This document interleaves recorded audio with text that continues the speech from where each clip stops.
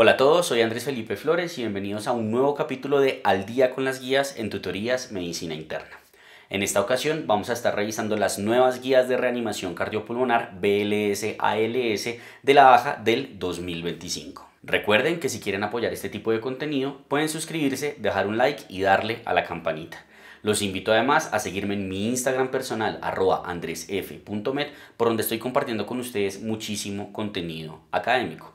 Y adicionalmente aprovecho esta ocasión para invitarlos a adquirir mi diplomado de medicina interna que está disponible en la plataforma de www.grupomedi.com. Este diplomado, al igual que el resto de la oferta académica que tenemos disponible para ustedes, incluyendo el curso normativo de ACLS y BLS, es completamente virtual y asincrónico, altamente interactivo y además tiene una certificación con validez nacional e internacional respaldado por sociedades científicas de prestigio. Finalmente les recuerdo que esta presentación, al igual que muchas de las otras presentaciones que he expuesto en el canal, las encuentran en Studypool. El link de todo lo que les he mencionado lo encuentran en la descripción. No siendo más, vamos adelante con el video. Empecemos entonces con este video relacionado con las nuevas guías de reanimación cardiopulmonar de la baja del 2025. Nada más en el nombre ya vemos un primer cambio y es que ahora se llama Advanced Life Support. ¿Listo? Advanced Cardiovascular Life Support, que era lo que antes conocíamos como ACLS. Digamos que hay algunos sitios en la guía en donde lo utilizan, pero en general cuando están hablando de la reanimación cardiopulmonar hablan de ALS. ACLS lo hablan más como en términos del manejo de taquiarritmias y de bradiarritmias, para que sepan que ahora parece que se pueden utilizar ambas terminologías, tanto ALS como ACLS. Como introducción, pues básicamente la guía lo que hace es mostrarnos por qué es importante este tema, ¿cierto? Y nos dice es que el paro cardiorrespiratorio es una de las principales causas de mortalidad y morbilidad. Siempre he pensado yo que esto es una estadística un poco, se pudiera decir, tonta, en el sentido de que pues todas las personas fallecen de paro cardiorrespiratorio, ¿cierto? Entonces pues no me queda muy bien eso. Muy bien claro porque dan como esa recomendación, pero pues digamos que es como lo que habría que tener en cuenta. ¿Cuál es el verdadero problema de esto? Que hay una incidencia elevada de paro cardiorrespiratorio con una baja supervivencia cuando lo atendemos, sobre todo en poblaciones minoritarias, ¿sí? Todo lo que es determinantes sociales de la salud y demás, pues van a influir en términos de quienes tienen más probabilidad o no de sobrevivir a una atención de un paro cardiorrespiratorio, sea intra o extrahospitalario. En términos extrahospitalarios, obviamente esta guía es de la baja, entonces tiene, digamos, epidemiología principalmente americana, en donde nos dice que a nivel extrahospitalario ocurren 378,7 pacientes por cada 100.000 habitantes, pues en Estados Unidos. Y esto tiene una sobrevida del 13% cuando es presenciado y del 7,6% cuando el paro no es presenciado. ¿Qué es importante sí saber de esto? Que de todos estos pacientes que tuvieron un paro cardiorrespiratorio, fíjense cómo menos de la mitad recibieron reanimación cardiopulmonar. Eso es lo que verdaderamente creo yo importa como dato en términos de por qué todos deberíamos saber esto y por qué pues realmente nos obligan a todos a saber esto cuando hacemos parte del personal de salud. En sitios públicos, además, no estamos hablando en la casa de alguien, en sitios públicos, centros comerciales, museos, etcétera, solo el 12,6% tuvieron acceso a un desfibrilador. Entonces eso es súper importante porque eso nos habla de que claramente hay muchas cosas que podríamos mejorar precisamente para favorecer esta supervivencia. Y en términos intrahospitalarios se dice que ocurre aproximadamente en 292.000 pacientes al año en Estados Unidos y tiene una sobrevida del 23,6%, tampoco es la más alta, y casi el 80% tienen un buen desenlace neurológico, que esto quizás de los aspectos más importantes si el paciente logra sobrevivir al paro cardiorrespiratorio, que tenga un buen desenlace neurológico y no quede con déficit por una encefalopatía hipóxica o cosas por el estilo.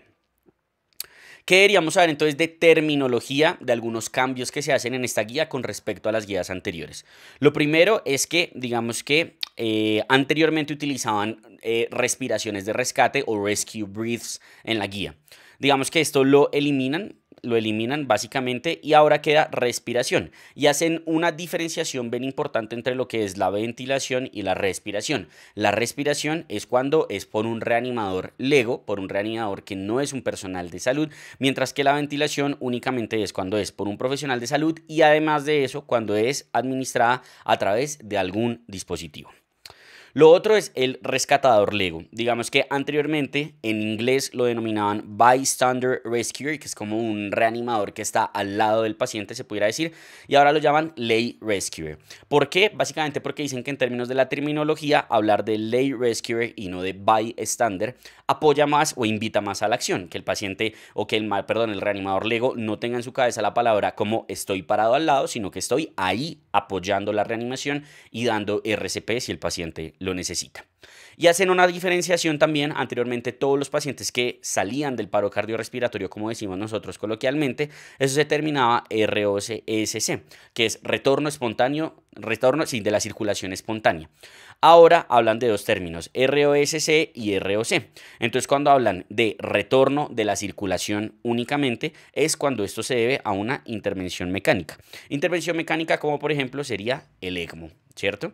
Mientras que el retorno espontáneo de la circulación va a ser cuando no es con intervención mecánica, es decir, cuando únicamente hacemos las maniobras básicas de RCP y el paciente con esto logra el retorno de la circulación y logra salir del paro.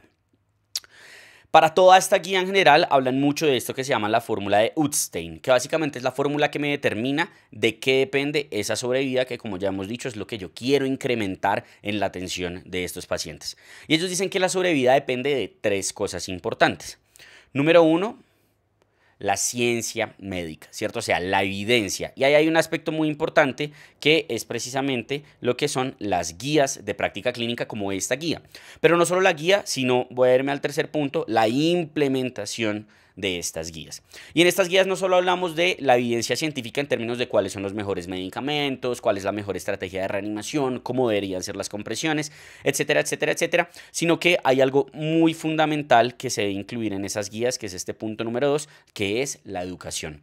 Si no hay una adecuada educación, no solo del personal de la salud, sino de la población en general, no vamos a tener una buena sobrevida.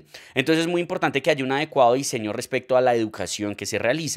Entonces toda la parte de los dispositivos que nos ayudan con la retroalimentación, todas las técnicas diferentes que hay en términos de entrenamiento, la parte del uso de los maniquís y que esos maniquís sean, digamos, como adecuados, ayudas cognitivas, entre muchas otras cosas, ¿cierto?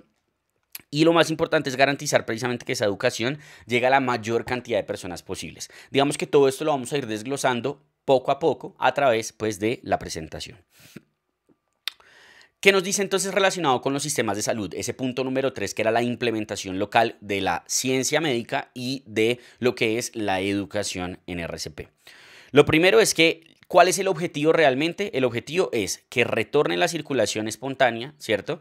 Es decir, que el paciente salga del paro cardiorrespiratorio, pero como les decía anteriormente, que tenga una funcionalidad como la tenía antes del paro cardiorrespiratorio. Es decir, ese desenlace neurológico es fundamental.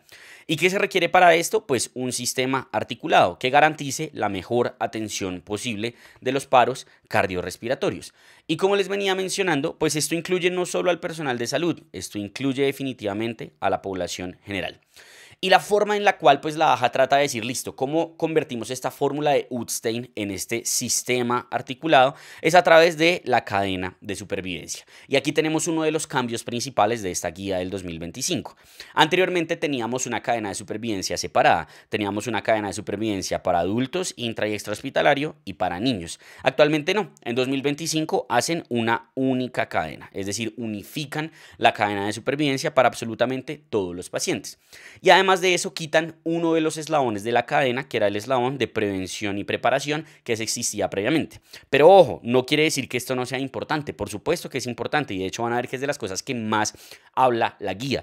Cómo hacer una adecuada prevención y preparación de los paros cardiorrespiratorios. Pero lo eliminan como tal de la guía de supervivencia, de la cadena de supervivencia, porque la cadena de supervivencia la dejan únicamente ya como tal para el diagnóstico y la atención del paro cardiorrespiratorio.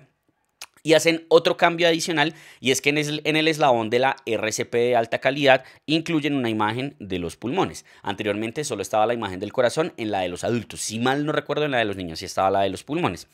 ¿Pero por qué ponen eso? Porque básicamente aquí ilustran la importancia de las ventilaciones en la RCP de alta calidad en los casos de los pacientes pediátricos y en los paros adultos por ahogamiento u opioides. Vamos a ver ahorita más adelante que en general en los adultos lo más importante son las compresiones, más que las ventilaciones. Pero en estos escenarios en particular, las ventilaciones son de gran importancia, entonces básicamente es como para que la gente gráficamente no olvide la importancia de eso. Y esta precisamente pues es la cadena de sobrevida. Tenemos los eslabones, el primer eslabón es el de reconocimiento y activación como tal del sistema de emergencias. El segundo eslabón es la RCP de alta calidad, lo que les decía, está no solo el corazón sino los pulmones. El tercer eslabón es la desfibrilación temprana. El cuarto eslabón es la resucitación avanzada, que ya sería todo lo que incluye el paro intrahospitalario. El siguiente eslabón va a ser el cuidado postparo y el último eslabón va a ser la sobrevida y la recuperación como tal de ese paciente una vez ha salido del paro cardiorrespiratorio. Y digamos que la importancia también de este eslabón o de esta cadena es que nos permite establecer qué métricas deberíamos tener en cada uno de los eslabones. Qué tan rápido se activa el paro, qué tantos pacientes reciben RCP, qué tantos pacientes reciben desfibrilación, qué tantos pacientes reciben la medicación adecuada, etcétera, etcétera. Y eso es muy importante porque definitivamente lo que necesitan los sistemas de salud es una retroalimentación continua de todos estos parámetros de salud de cada uno de los eslabones, pues precisamente para identificar dónde se puede mejorar. Entonces, si bien no hace parte de la cadena la prevención, como les dije, pues claramente la guía lo incluye. ¿Y qué incluye en términos de la prevención? En primera instancia, en paro intrahospitalario, ellos hablan de las recomendaciones de utilizar estos scores de alerta temprana o estos sistemas de alerta temprana, que básicamente lo que buscan es determinar a aquellos pacientes que están teniendo un deterioro clínico, hacer una alerta relacionada con esto, que sea valorado por un especialista o por un médico o algo por el estilo, y que con base en eso se tomen conductas que prevengan que ese paciente desarrolle un paro cardiorrespiratorio.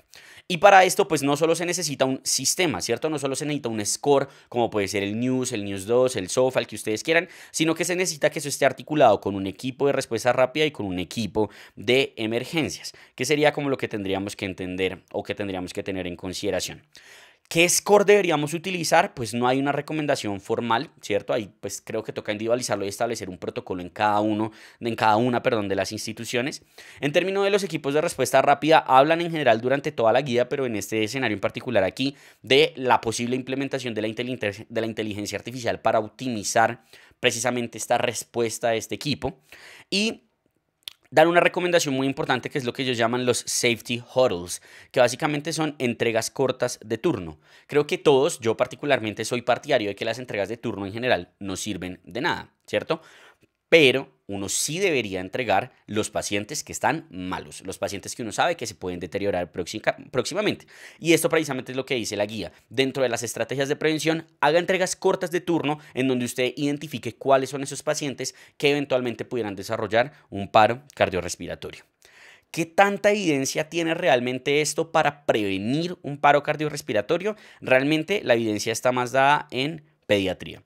En adultos la evidencia es mixta, nos muestran varios estudios en la guía, pero pues digamos que predomina como una tendencia hacia el beneficio, por lo cual hay una recomendación, como ustedes se dan cuenta, pues 2A, de implementar estas estrategias.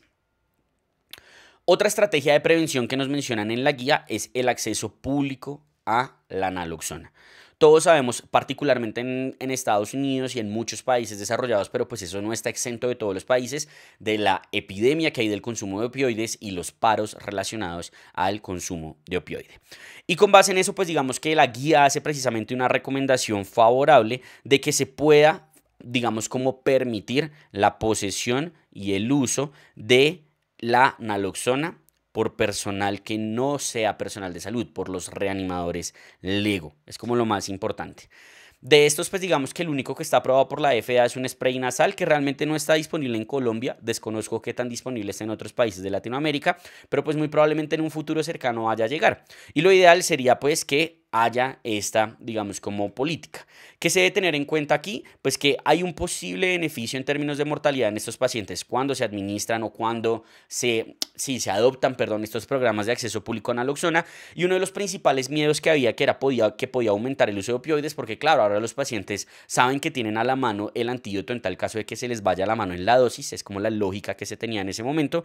Los estudios hasta ahora no han demostrado que esto se traduzca en un aumento en el consumo de opioides, ¿listo? Por lo cual esa no es una razón para ir en contra del acceso público a la naloxona. ¿Cuáles son las barreras principales para la implementación de esto? Número 1, el costo, y número 2, las leyes, el porte de la naloxona sin prescripción. Entonces, pues digamos que esto es en lo que tocaría trabajar precisamente para poder adoptar alguno de estos programas. Lo que se recomienda es que haya un acceso público como en el DEA, o sea, así como uno ve en los hoteles, en los centros comerciales que está la cajita con el DEA, pues que ahí haya una naloxona, ¿cierto? ¿Qué otras consideraciones tienen en términos de la prevención? Aumentar el número de reanimadores LEGO. Esto es fundamental. Si aumentamos el número de personas que no son personal de salud, que están entrenados en hacer una RCP de alta calidad, pues eso definitivamente va a favorecer la prevención del paro cardiorrespiratorio y va a mejorar la atención del mismo, ¿cierto? Entonces, ¿qué recomiendan ellos? Pues que en general uno debería tener como un bundle como de iniciativas de la comunidad precisamente para mejorar que haya reanimadores LEGO que respondan a un paro extra hospitalario. Uno debería aumentar la cantidad de entrenamiento que se da a estos pacientes, tecnologías, utilizar los medios de comunicación, entre otros. Porque como veníamos diciendo, más rescatadores se traducen más RCP de calidad y eso se traduce en más sobrevida. Pero no es importante solo que haya reanimadores LEGO, sino que tengan con qué trabajar. Entonces, así como tiene que haber más reanimadores LEGO, pues debe haber más desfibriladores, digamos, como portables o los DEAs que nosotros conocemos, y haber un adecuado entrenamiento en el uso. O sea, no solo reanimación de alta calidad, sino que los reanimadores LEGO sepan cómo utilizar un DEA. Digamos que eso sería en términos de la prevención principalmente. Ya nos vamos a meter un poco en lo que sería ya cómo se establecen los equipos de reanimación, paro extrahospitalario y paro intrahospitalario.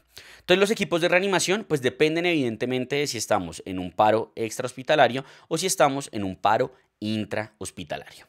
En los paros extrahospitalarios lo que podemos decir es que idealmente en un equipo de reanimación de un paro extrahospitalario debería haber una persona entrenada en reanimación avanzada, que normalmente va a ser algún tipo de personal en salud.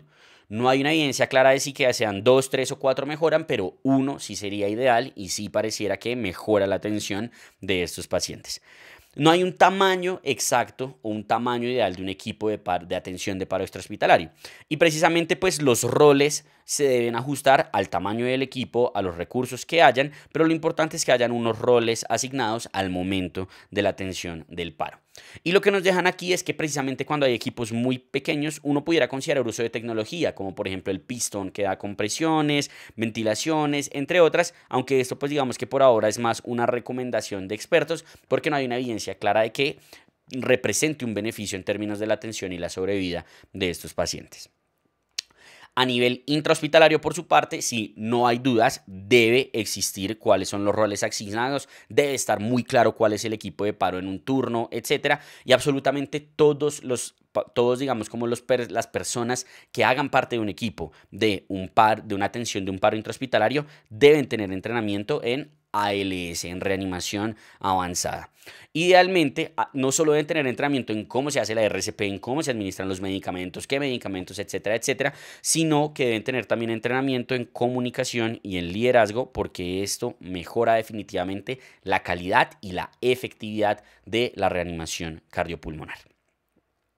Con eso claro, entonces adentrémonos en cómo se hace el soporte vital básico, el Basic Life Support, BLS. El soporte vital básico definitivamente pues está para el paro extrahospitalario. En un paro intrahospitalario pues hay que hacer ALS o ACLS como le quieran decir.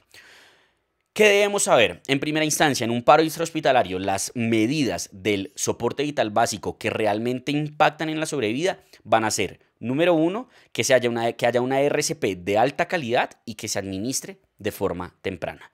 Y número 2, que también el paciente tenga acceso a una desfibrilación temprana. De ahí lo que decíamos de la importancia de los datos al inicio, que menos del 50% tengan acceso a RCP y que menos del 15% tengan acceso a desfibrilación, pues claramente le está pegando a esta estadística de la sobrevida y es algo que deberíamos de mejorar.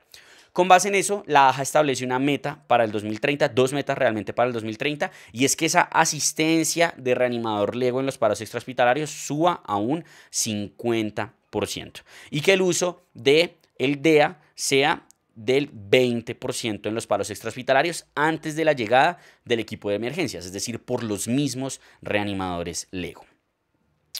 Entonces, cuando yo estoy en soporte vital básico, nos volvemos a la cadena, digamos, de los eslabones. Lo primero es precisamente reconocer, activar e iniciar el código de atención de un paro extrahospitalario. Entonces, ¿de qué va a depender este paso? De si estoy con un reanimador LEGO o si estoy con un personal de salud que tiene entrenamiento avanzado en reanimación. ¿Qué debería hacer el reanimador LEGO? El reanimador LEGO básicamente debe ver si tiene un paciente inconsciente o que no responde y que tiene una respiración, qué pena con ustedes aquí, anormal o ausente, debe activar el código inmediatamente. ¿Listo? Si está solo el reanimador LEGO, debería activar el código y luego iniciar la RCP, precisamente para que venga un equipo de urgencias que esté idealmente más entrenado y que hayan más personas para atender el paro. Si es muy difícil activar el código, no sé, estoy en tierra perdida, estoy en algún sitio en donde tengo a metros o yo sé que me voy a demorar mucho tiempo activando el código, pues debo individualizar, ¿cierto? Y debería ya priorizar si me quedo haciendo la RCP o si priorizo la activación del código. Evidentemente se pueden hacer las dos cosas al tiempo. Si el reanimador LEGO tiene un celular con manos libres, lo puede poner en altavoz, pues ponga el 911 o el 123 o el número de emergencias que sea en su ciudad, póngase a hacer RCP mientras le contestan. Y si efectivamente hay dos reanimadores LEGO o el reanimador LEGO está con alguien ahí, pues que esa otra persona active el código mientras que el reanimador LEGO inicia la reanimación cardiopulmonar. Y esa reanimación cardiopulmonar únicamente va a consistir de compresiones, salvo que el reanimador esté entrenado en hacer ventilaciones. Si no está entrenado en dar respiraciones, perdón, realmente más que ventilaciones, breaths, no ventilations, no debería hacerlo, ¿listo? Únicamente con las compresiones. Hago una aclaración acá. Estamos hablando de adultos. Aquí no vamos a hablar de niños porque pues yo de pediatría no sé mucho. Creo que sería irresponsable de mi parte hablar de una reanimación pediátrica. Listo. Personal de salud. En personal de salud, ¿qué debería hacer el personal de salud? Fíjense cómo cambia la activación del código. El reanimador LEGO únicamente si tiene un paciente inconsciente y que no está respirando bien, activa el código e inicia RCP. El personal de salud sí debe de confirmar pues, que el paciente efectivamente esté en un paro cardiorrespiratorio. ¿Y cómo va a hacer eso? Con la confirmación del pulso, por lo menos por 10 segundos. Está ahí 10 segundos, evalúa idealmente el pulso carotidio y si no hay un pulso claro, o sea, no solo es ausencia de pulso, si yo soy como, uy, no estoy como seguro, creo que sentí algo, no, si no estoy seguro, si no hay un pulso claro, identificable, activo el código. ¿Listo? Si este personal de salud está solo, lo que debería hacer es iniciar compresiones siempre y cuando ya se haya activado el código. Si no, lo mismo, activa el código y luego inicia la RCP. Si está acompañado, pues lo que se debe hacer es dar tanto compresiones como ventilaciones o respiraciones y pues digamos que no hay una clara evidencia de esto, ¿cierto? De que se puedan hacer las dos, pero pues se presume. Entonces si uno puede y está entrenado, haga las dos cosas, compresiones y ventilaciones. Idealmente utilizar equipo de protección personal si es posible, eso no cambia los desenlaces. Y pues digamos que está un poco debatido en el sentido de que puede retrasar el inicio de la RCP, yo estar poniéndome guantes, yo estar poniéndome tapabocas, etcétera, y puede fatigar más rápido al personal, sobre todo el uso de tapabocas, particularmente de N95. ¿Listo? Y algo que hacen bastante énfasis en esta guía y que cambia un poco es que uno no verifica el pulso, ¿listo? Eso que se hacía antes de que cada 2 minutos verifique pulso y si tiene pulso paramos o cosas por el estilo, eso ya no lo recomiendan. Básicamente es iniciar compresiones, hacer ciclos, esperar al DEA y ver si el paciente ya tiene retorno a la circulación espontánea porque se empieza a mover o cosas por el estilo. Pero no dejan claro en el algoritmo, como vamos a ver ahorita, que se tenga que estar verificando el pulso cada 2 minutos. En términos del reanimador LEGO, incluyen en la guía algo muy importante que es la posible asistencia que puede tener por un telecomunicador. Es decir, incluso si yo soy no soy personal de salud y no tengo entrenamiento en reanimación, pues yo puedo activar el código y me pueden decir a través del celular cómo debería de hacer las compresiones. Y precisamente de hecho se ha visto que el inicio de la RCP guiada por un telecomunicador mejora el tiempo de inicio y mejora los desenlaces del paciente. Esto pues debe ser guiado únicamente por las guías de BLS, si se puede hacer con videollamada pues mucho mejor para que puedan verificar cómo se están dando las compresiones y pues obviamente como siempre evaluar datos de efectividad, estar haciendo una retroalimentación importante. Y lo que nos dicen es que debería hacer el telecomunicador, básicamente le debería preguntar a la persona que llamó, ¿el paciente está consciente? ¿Le está respondiendo? Sí. ¿Está respirando completamente normal? No, listo, inicie RCP.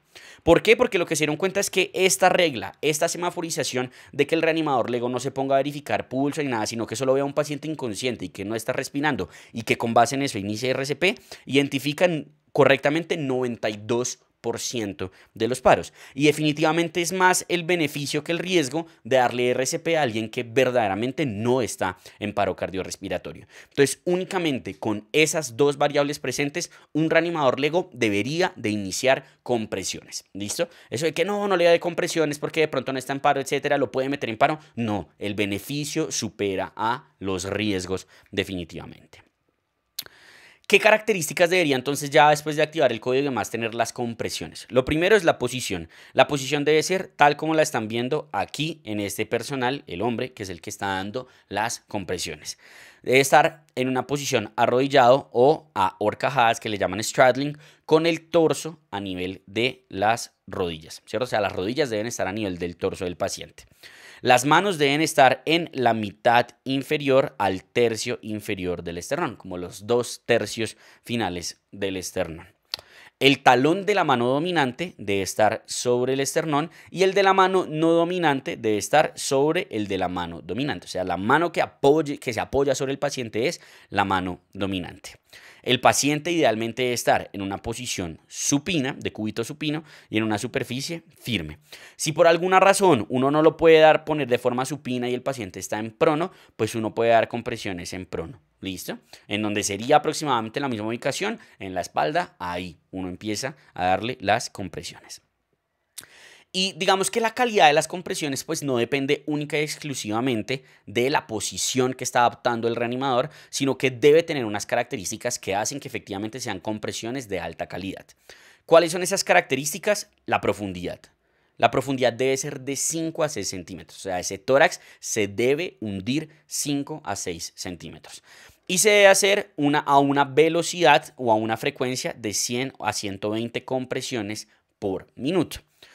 Para esto, pues digamos que se puede utilizar ayudas audiovisuales, ¿cierto? Hay, no sé, aplicaciones que tienen el timer, ¿cierto? Que le da a uno como el tiempo en el cual debería hacer las compresiones. O canciones, ¿cierto? Staying Alive es quizá la más famosa, pero hay muchas otras canciones. Flowers de Miley Cyrus, la de Star Wars, por ejemplo, la del intro de Star Wars también va a 100 a 120 por minuto. Si uno tiene al claro alguna canción, pues utilícela, o si no, utilice una ayuda audiovisual, ¿listo? Que sí es muy importante, que teniendo en cuenta que hay que hacer una buena compresión y que en cierto modo hay que hacerlo rápido, un error bastante frecuente es que no se permita una reexpansión completa del tórax. Y esa reexpansión completa del tórax debe de existir y debe de durar lo mismo que en presión, que la compresión yo debo comprimir y dejar que reexpanda completamente el tórax. Se han hecho estudios para saber si hay un posible beneficio de ir más rápido, no a 100 a 120 por minuto, sino más rápido, y realmente eso no ha mostrado un claro beneficio. Algunos estudios muestran que incluso lo que pasa es que no se permite esta completa reexpansión del tórax, que es muy importante para permitir que el corazón vuelva a llenarse de sangre y luego volver a tratar de bombear esa sangre con la compresión externa. Y que también es muy importante en la administración de las compresiones, que se deben reducir al mínimo las interrupciones de estas compresiones. ¿Qué tanto? Pues se busca que en un tiempo de reanimación la tasa de las compresiones, es decir, el tiempo en el cual durante la reanimación se está dando compresiones, sea por lo menos del 60%. Ojalá más alto. ¿Listo? Cosas importantes, esto sí estaba desde antes, si uno desfibrila a un paciente no debe ponerse a revisar el ritmo después de desfibrilar, no, uno coge y de una empieza un nuevo ciclo de compresiones. Si son 2 o más reanimadores deben cambiar cada 2 minutos precisamente para pues, digamos, prevenir que haya fatiga. Hay estudios que han evaluado si al cambiar al minuto de pronto serviría para que las compresiones sean de más alta calidad y no, y tal vez un cambio más frecuente sí puede generar una mayor interrupción en las compresiones. Entonces, cada 2 minutos se puede hacer el cambio. Y digamos que si se hacen ventilaciones o respiraciones, estas deben ser en una relación 30-2, es decir, 30 compresiones, 2 ventilaciones. 30 compresiones, 2 ventilaciones, siempre y cuando estas ventilaciones o respiraciones sean de calidad. De ahí la importancia de que se administren únicamente si quien está atendiendo el paro está entrenado en administrarlas. Teniendo claro entonces las compresiones, hablemos un poco de esa vía aérea, de cómo podríamos manejar esas respiraciones o ventilaciones según el caso. Lo primero es que uno tiene que garantizar que la vía aérea esté abierta. Si la vía aérea no está permeable, así uno intente darle una ventilación o una respiración, pues eso no va a ser efectivo. Entonces, ¿qué debería hacer uno? Debería utilizar esta técnica que es el Heel Tilt Chin Lift, que básicamente es empujar la cabeza hacia atrás y levantar la mandíbula. Si uno hace eso, lo que está haciendo es despejar la vía aérea del paciente. Ojo, eso no se puede hacer en todos los pacientes, ya que hay pacientes que tienen un trauma, ¿cierto? Sea en la cabeza o sea en el cuello, y si uno sospecha que el paciente puede tener un trauma cervical, lo que uno puede hacer es una maniobra que se llama el jaw thrust, que básicamente es coger la mandíbula inferior y jalarla hacia anterior, y con base en eso uno mira si se reexpande o no. En esos escenarios, si uno le hace esa maniobra y el paciente no se le logra abrir la vía aérea, pues uno asume el riesgo y le hace la maniobra usual. La debe asumir. ¿Por qué? Porque pues el paciente... Esto va a sonar muy feo, pero pues digamos que así es como hay que pensarlo en los servicios de urgencias. Es mejor tener un paciente vivo y paralítico, que es lo que le podría ocurrir en estos casos, que un paciente muerto, ¿cierto? Entonces, en estos escenarios, pues es lo que deberíamos de hacer. Importante, lo que nos dicen también es que si tenemos un adulto que tiene un trauma, los reanimadores LEGO no deberían ponerse a utilizar como dispositivos cervicales o algo por el estilo si no están entrenados en utilizarlos. ¿Listo? Es como lo que uno tendría que tener en consideración. Ahí en ese cuadrito rojo está tal cual lo que les acabo de explicar de los pacientes con trauma cervical. Entonces, si yo voy a administrar esas respiraciones o ventilaciones, pues si estoy en un paro cardíaco, lo que voy a hacer es una relación 30-2, ¿cierto? Le habíamos dicho 30 compresiones y 2 ventilaciones. Como dijimos, no hay una clara evidencia de que esto sea superior o no, de que esto impacte en desenlaces, pero se presume que sí lo puede hacer. Y si el paciente está en un paro respiratorio, es decir, yo no soy un reanimador LEGO, sino que soy un reanimador que tiene educación en reanimación avanzada, le toqué el pulso y efectivamente tiene un pulso firme, pero es un paciente que no está respirando o está con una respiración agónica, yo asumo que está en paro respiratorio, debo darle 10 ventilaciones o respiraciones por minuto, que básicamente es cada 6 segundos estarle dando esa respiración o ventilación. ¿Cómo podemos hacer eso? Bueno, una opción es boca a boca o boca a máscara. Es decir, si tengo una máscara como equipo de protección personal, puedo hacerlo boca a boca o boca a máscara. Una consideración que se puede hacer adicional es boca a nariz si hay deformidad de la boca, o boca a estoma o máscara a estoma en los pacientes que son usuarios de traqueostomía. Y si tengo el dispositivo, pues puedo utilizar el dispositivo bolsa máscara, que es el famoso BBM, que es el que le ponen así, que tiene el globito que uno va inflando y desinflando, ¿cierto? Si yo estoy haciendo uso del BBM, pues debo estar entrenado en utilizarlo. Idealmente, si son 2 personas, pues puedo hacer el sello con 2 manos una persona y la otra persona dando la ventilación. Y si soy solo una persona, pues utilizo la técnica de la C, que básicamente es hacer una C con mi pulgar y con mi índice, y con eso apoyo firmemente la máscara sobre lo que sería la nariz y la boca del paciente, garantizando que haya un adecuado sello, y administro la ventilación, y con, digamos que estos 3 dedos, lo que hago es la maniobra de la elevación de la cabeza y de la mandíbula, ¿cierto? ¿Qué debo garantizar cuando estoy dando una respiración o una ventilación? Pues que haya una elevación del tórax. Yo debo ver que se expanda el tórax del paciente, y eso es lo que me muestra a mí muy probablemente que estoy frente a una ventilación o respiración efectiva. Normalmente uno ventila por 1 segundo previa toma de aire normal, ¿listo? O sea, uno si va a dar boca a boca o boca a máscara, pues lo que hace es una toma de aire normal y administra la respiración, ¿cierto? Que es importante evitar la hiperventilación, porque eso puede aumentar, uno, el riesgo de que los pacientes se aspiren por, digamos, regurgitación del material gástrico por insuflación gástrica, y también eso puede disminuir el gasto cardíaco. Y tampoco pues se deben incurrir en hipoventilación porque pues eso en teoría podría aumentar la mortalidad de los pacientes.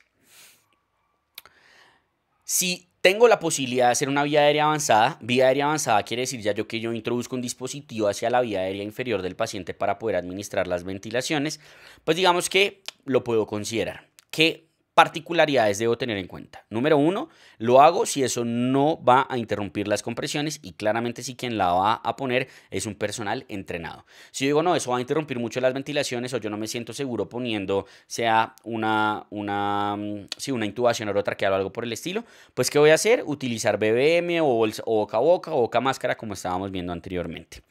¿Qué puedo hacer? Puedo utilizar o una vía supraglótica o puedo utilizar propiamente la intubación. ¿De qué va a depender eso? Pues de en qué estoy entrenado yo y cuál es la tasa de efectividad precisamente de ese personal. Si tengo la posibilidad de utilizar capnografía sería lo mejor porque eso es lo que me va a permitir confirmar la posición del tubo con una sensibilidad del 100%. Si no es así, pues no sé, puedo hacer auscultación también de la burbuja, de ver si hay burbujeo gástrico, auscultación del tórax, confirmar que hay una elevación del tórax. Otras técnicas que pues no van a tener sensibilidad del 100%, pero me pueden ayudar a saber que no puse el tubo en el esófago en lugar de en la vía aérea, ¿cierto? Y pues en esos escenarios se da una ventilación cada 6 segundos con compresiones continuas. Es decir, si yo ya tengo una vía aérea avanzada, yo ya no voy a estar haciendo 32, no. Se siguen las compresiones 100 a 120 por minutos y la persona que está dando la ventilación cada 6 segundos administra la ventilación independiente digamos, si es en ese momento se está dando una compresión. Es decir, no hay que pausar las compresiones cuando ya se tiene una vía aérea avanzada. Y este es el algoritmo que nos muestra eso. Si yo estoy en un paro extrahospitalario, que es en el que nos estamos enfocando ahorita, si yo estoy en un escenario en donde no hay una alta tasa de efectividad, no tengo un personal entrenado, pues utilice un BBM, utilice una ventilación bolsa máscara. Pero si sí está entrenado, pues considere hacerlo siempre y cuando eso no vaya a interrumpir las compresiones. Perfecto. Pasamos al tercer eslabón de la cadena en atención básica, ¿cierto? En BLS, que es la desfibrilación. ¿Cómo debo hacer la desfibrilación yo? Pues voy a utilizar este dispositivo que hay acá, que es el DEA. Como dijimos anteriormente, lo ideal es que el reanimador LEGO esté entrenado en el uso del DEA. El DEA básicamente es este aparatico que se conecta a estos dos parches y esos dos parches se van a poner en posición sea antero-posterior, es decir, adelante y atrás, o en posición antero-lateral, que es línea medio axilar en el caso de la lateral, ¿cierto? Y la otra se pone pues aquí como en toda la zona precordial.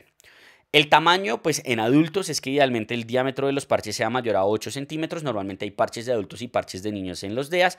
Y es muy importante que en mujeres no es necesario retirar el brasier, ¿cierto? No sé, por cosas de privacidad tanto de la paciente y además y de tiempo, pues no es necesario retirar el brasier. Uno puede ponerlo ahí sobre el brasier o por debajo del brasier y listo. Y ya. Y le puede administrar la desfibrilación. Una vez uno pone los parches del desfibrilador, lo que va a hacer es prender el desfibrilador, ¿cierto? Y el desfibrilador básicamente le va a decir qué hacer. El desfibrilador le va a decir, no toque al paciente, analizando el ritmo. Se recomienda administrar una descarga. Uno le hunde descarga y dice, no toque al paciente, descarga administrada y uno continúa con las compresiones. O le dice, no se recomienda una descarga, continúe con las compresiones y uno continúa con las compresiones. ¿Qué es fundamental del desfibrilador? Apenas esté disponible, lo utilizo. Obviamente, eso no quiere decir que mientras le ponen los parches y demás no hago la RCP. No, la idea es que llegue alguien y le vaya poniendo los parches mientras alguien más está haciendo la RCP.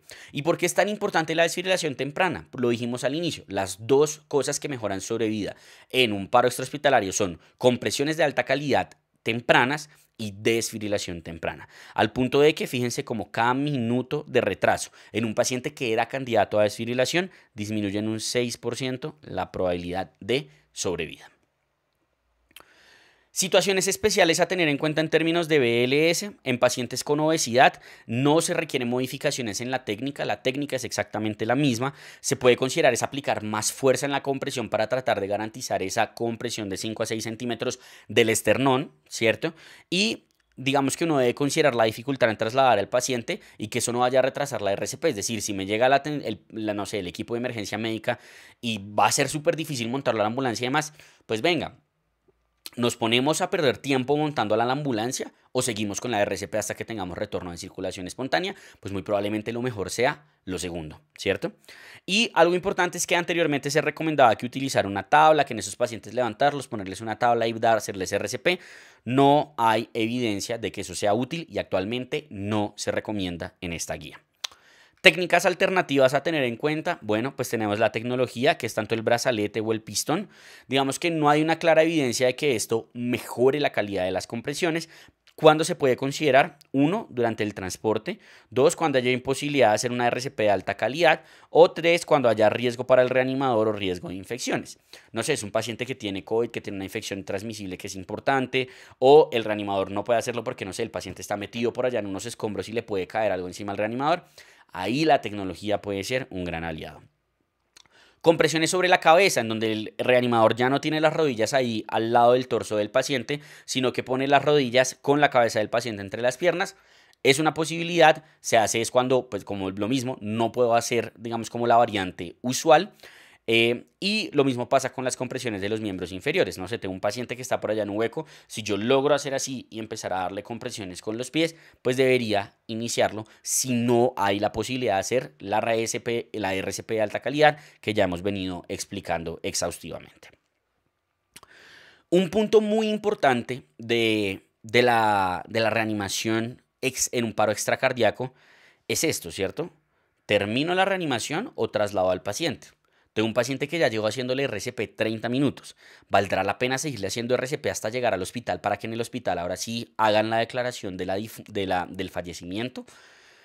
Pues digamos que la guía me parece que es muy responsable en el asunto de que dice que los equipos de emergencia médica que llegan a la atención de un paro extrahospitalario deberían tener capacitación en determinar cuándo se termina la reanimación en la escena, ¿cierto?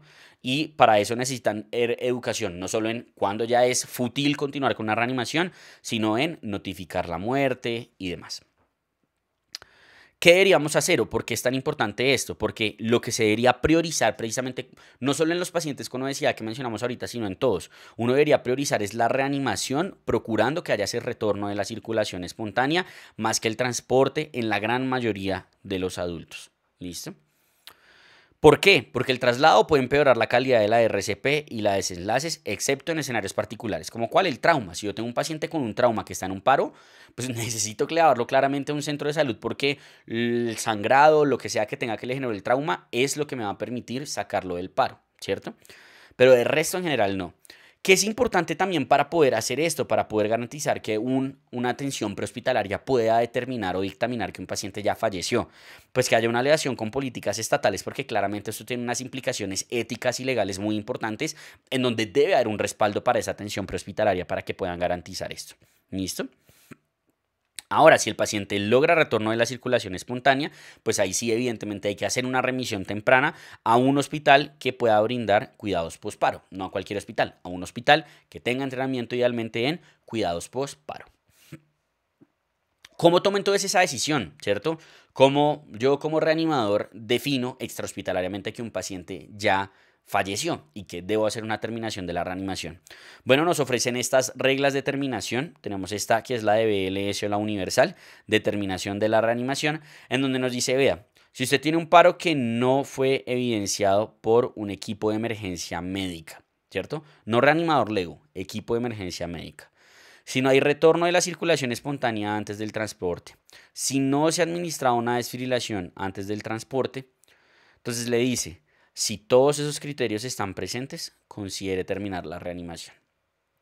Ahora, si cualquiera de esos criterios no está presente, continúe la reanimación y considere, no es obligatorio, considere el transporte. Obviamente ya en esos casos lo que habrá que hacer es individualizar.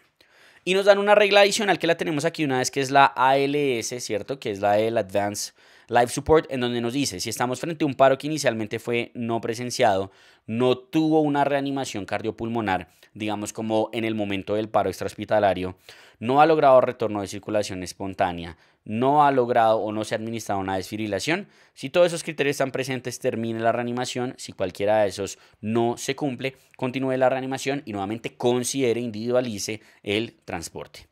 Estas reglas tienen una especificidad superior al 97% cuando se aplican a los 15 a 20 minutos. Eso es súper importante, no quiere decir que a los 5 minutos, tiene estos 3 criterios, pues chao. No, claramente no, ¿cierto? 15 a 20 minutos de reanimación. Aplico la regla de terminación universal o de BLS. ¿Se cumplen todos los criterios? Termino la reanimación. ¿Listo? Importante, esto no aplica para poblaciones no validadas como trauma, como sobredosis y evidentemente paro intrahospitalario. ¿Qué podríamos entonces resumir de todo esto que hemos dicho de BLS?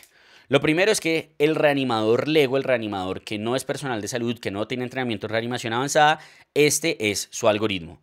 Encuentro un paciente que no está respondiendo, ¿cierto? Y no está respirando o está respirando anormalmente.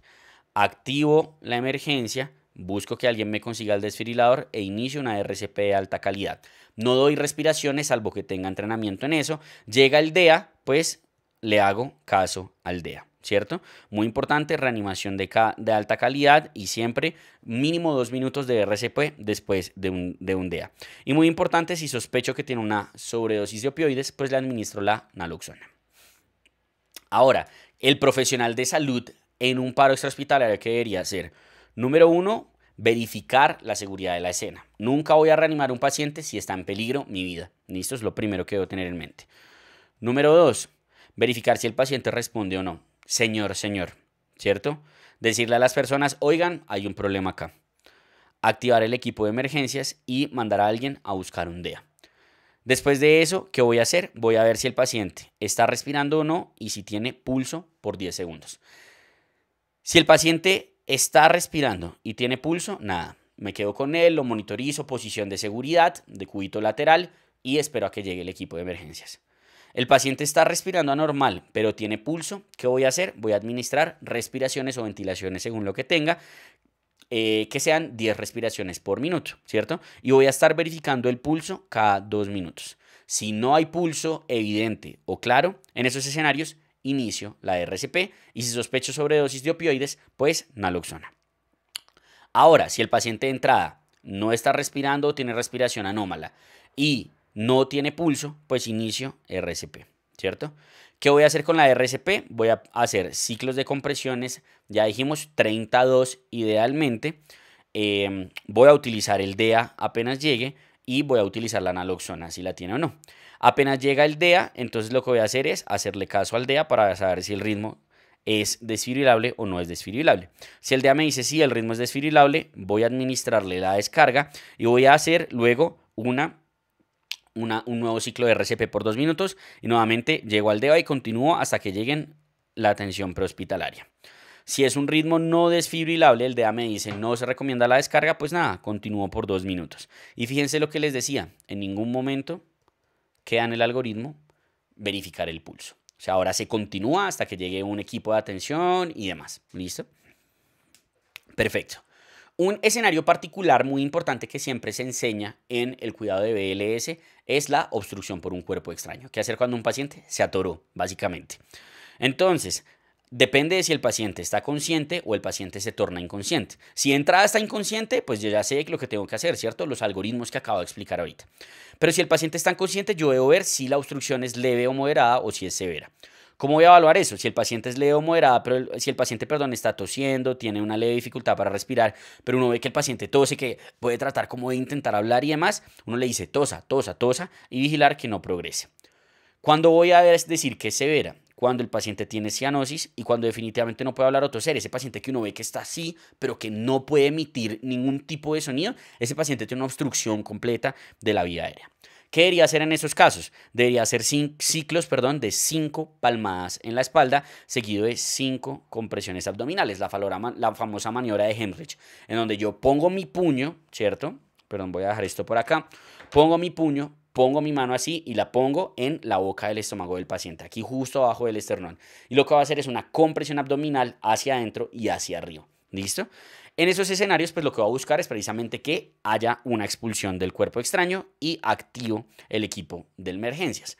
Esto no está demostrado en adultos, no hay un estudio en adultos, pero pues extrapola de pediatría y creo que si alguno se ha enfrentado a esto, se ha dado cuenta que muy probablemente sí tenga evidencia, o sea, si hicieran un estudio, muy probablemente serviría. Si no es posible hacer una compresión abdominal, porque no sé, es muy obeso o algo por el estilo, pues se hace una compresión torácica. ¿Listo? Ahora, ¿qué pasa si este paciente se me torna inconsciente? Si este paciente se me torna inconsciente, le inicio RCP. No voy a verificar pulso. Le inicio RCP inmediatamente. O sea, si le verifico pulso, no, si tiene pulso, le inicio RCP. ¿Listo?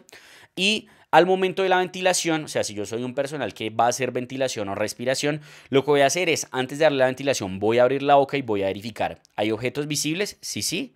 Los quito. No me voy a poner a buscar a ciegas ahí con el dedo a ver si encuentro algo. No, eso no se va a hacer. Tampoco lo voy a aspirar. ¿Listo? Y algo importante es que no es una contraindicación para dar ventilaciones. De hecho, incluso a veces con las ventilaciones uno puede lograr que haya, no sé, una obstrucción selectiva de un pulmón y el paciente ya puede empezar a respirar con el otro pulmón, etcétera, etcétera. Pero entonces lo importante es eso, tenerlo en consideración. Y este es como el resumen del algoritmo del paciente que tiene una obstrucción por cuerpo extraño. Lo primero, verifico seguridad de la escena. Lo segundo, ¿es severa o no es severa? ¿Cómo vas a ver si es severa? Ya dijimos, el paciente no logra toser, no logra hablar, tiene cianosis, tiene alteración del estado de la conciencia, etc. Si no tiene eso, es una obstrucción leve. Tosa, tosa, señora, hágale, tosa, ¿cierto? No, sí, es una obstrucción severa, entonces nada que hacer. Active el equipo de emergencias y si el paciente está consciente, lo que va a hacer es ciclos de 5 palmazos en la espalda, 5 compresiones abdominales. Si el paciente se me torna inconsciente o de entrada pues ya no está respondiendo, inicio RCP. ¿Listo? Muy bien. Con eso terminaríamos lo que es BLS o soporte vital básico. Vamos a irnos a lo que es soporte vital avanzado o ALS. Primera consideración que voy a mencionar antes de que hablemos de todo. La calidad de las compresiones, la relación 30-2, las características de las compresiones, todo lo que mencionamos anteriormente relacionado con las compresiones y ventilaciones que se hacen también en ALS sigue exactamente igual. ¿Listo? Entonces no nos vamos a poner a repetir eso. Vamos a hablar de las cosas que cambian. ¿Listo? Entonces, ¿qué hacemos cuando tenemos un paro intrahospitalario? Sea que era un paro extrahospitalario que llega al servicio de urgencias o que estando el paciente dentro del hospital sufre un paro cardiorrespiratorio. Lo primero es que se debe administrar desfibrilación apenas sea posible, es decir, yo empiezo con presiones, pero la prioridad es ver el ritmo de ese paciente. Ver el ritmo de ese paciente para ver si es o no un ritmo desfibrilable y si sí, administrar esa desfibrilación temprana. Si lo voy a desfibrilar, lo ideal es que sea con un equipo que tenga una desfibrilación bifásica y no monofásica, no por efectividad, sino por seguridad. O sea, no es que con monofásico el paciente se le vaya a morir más, no, es más por seguridad. Importante, solo se administra una desfibrilación, no varias seguidas, ¿listo? Es decir, eso que vemos en las series de choque, otra vez, choque, no, ¿listo? No, solo es una única desfibrilación y continuamos con RCP de alta calidad. Si hay un beneficio de dosis fija versus dosis escalonada, es decir, ir empezando en lo que uno ve también en las series, charge to 100, charge to 200, que le van subiendo, pues eso realmente parece ser igual, ¿listo? ¿Qué debe hacer uno ahí? Pues guiarse por la ficha técnica del desfibrilador. De no haber, lo que uno hace es utilizar la máxima dosis y si no utiliza la máxima dosis, pues sí váyale subiendo a medida que vaya haciendo cada desfibrilación. Primera cosa que cambia. Segunda cosa que cambia en ALS, que utilizamos medicamentos, ¿cierto? Cuando uno ve que un paciente le llega con un paro, uno verifica, está en paro, inicia RCP, trata de monitorizarlo apenas pueda y le va cogiendo 2 accesos venosos idealmente grandes, ¿listo? ¿Para qué? Pues para poder administrar esta medicación. Dentro de la medicación, pues tenemos los vasopresores y otros tipos de medicamentos. Dentro de los vasopresores, el que tiene evidencia y el que se recomienda es la epinefrina o la adrenalina. ¿Qué se hace? Se administra 1 miligramo apenas sea posible en ritmo no desfibrilable y se administra cada 3 a 5 minutos, ¿cierto? Ahora, si el ritmo es desfibrilable, lo que uno hace es que administra la primera dosis de adrenalina después de un ciclo de RCP y de una primera desfibrilación en donde no haya un retorno de la circulación. No hay beneficio de dosis o frecuencias más altas. Siempre se administra a 1 miligramo y siempre cada 3 a 5 minutos, que la forma fácil de extrapolarlo es cada segundo ciclo de reanimación desde que yo empecé a administrar la adrenalina. La vasopresina hace rato está mandada a recoger, desde las guías anteriores que nosotros resumimos ya estaba eliminada, pero pues bueno, vale la pena recalcar que no se utiliza la vasopresina, solo tiene recomendación la adrenalina. ¿Hay un número máximo de aplicaciones? Gran pregunta, no hay respuesta, ni siquiera la guía la tiene. Y dice, pues no, usted continúa hasta que decida terminar la reanimación. ¿Listo? Respecto a otros medicamentos, entonces pues tenemos la miodarona o la lidocaína. La miodarona o la lidocaína se pueden utilizar en un ritmo desfibrilable después de 2 ciclos de RCP. Es decir, yo verifiqué el ritmo desfibrilable, pum, desfibrilo, un ciclo de RCP, ¿cierto? Vuelvo a verificar, sigue desfibrilable, pum, desfibrilo, otro ciclo de RCP y ahí es donde considero la administración de la miodarona o la lidocaína. Ya vamos a ver el algoritmo para que quede un poco más gráfico. No hay evidencia de otros antiarrítmicos o esteroides y no se recomienda rutinariamente utilizar calcio, bicarbonato o magnesio. Rutinariamente, ya vamos a hablar ahorita más adelante de escenarios particulares en donde uno sí lo pudiera considerar, pero que a todo el mundo le ponemos esto, definitivamente no. Como les decía, pues esta medicación idealmente se tiene que poner a través de un acceso endovenoso periférico. Si por alguna razón no logro tener un acceso intravenoso, pues el intraóseo sería una opción, pero siempre que se pueda hacer endovenoso. Si hay alguien entrenado, pues considerar de una ir poniendo el catéter venoso central mientras está haciendo la reanimación. Y algo importante es que no se recomienda, esto es un cambio con respecto a las guías previas, no, jamás se va a recomendar utilizar medicación intracardíaca o por un tubo endotraqueal. Va a ser o endovenosa o intraósea, pero ni intracardíaca ni con tubo endotraqueal en el escenario de ALS. Y pues digamos que algo que claramente viene en auge cada vez más acá en los países en desarrollo, hace rato muy probablemente en los Estados Unidos, es el ECMO, ¿cierto? El ECMO, la circulación extracorpórea, la circulación y la oxigenación extracorpórea. ¿Qué deberíamos tener en mente? Pues nada, que si yo estoy en un centro, ¿cierto?, que tiene un programa de ECMO, pues digamos que se utilice en los escenarios en los que sea benéfico, ¿cierto? Aquí lo dicen muy importante, se debe limitar las acciones futiles. O sea, que yo tenga ECMO no quiere decir que voy a meter a todos los pacientes en ECMO, ¿cierto?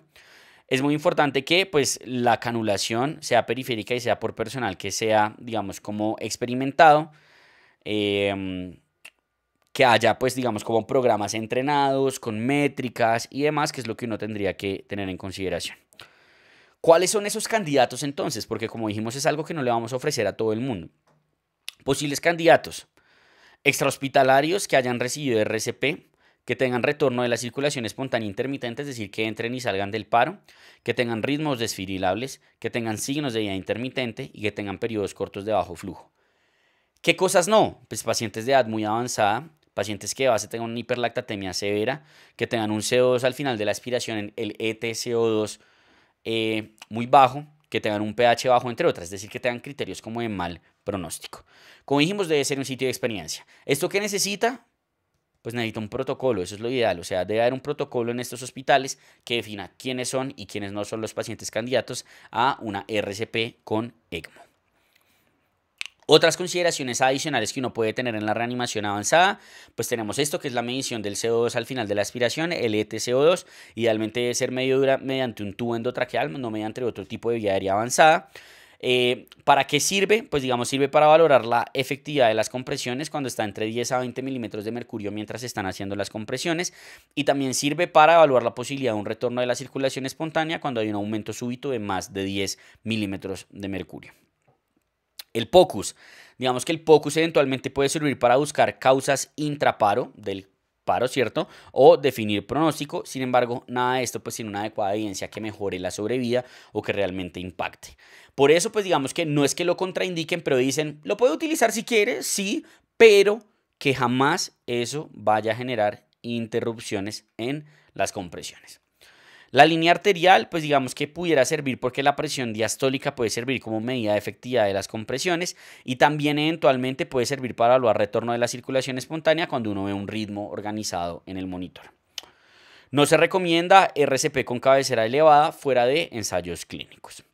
Y otras técnicas de RCP que se han estudiado, ¿sirven o no sirven? Pues vamos a ver el precordial thumb, que básicamente es que uno coge y ¡pum!, le mete un puñetazo, como uno ve a veces en las series también, que el paciente entró en paro y ¡pah!, le ponen ahí de una.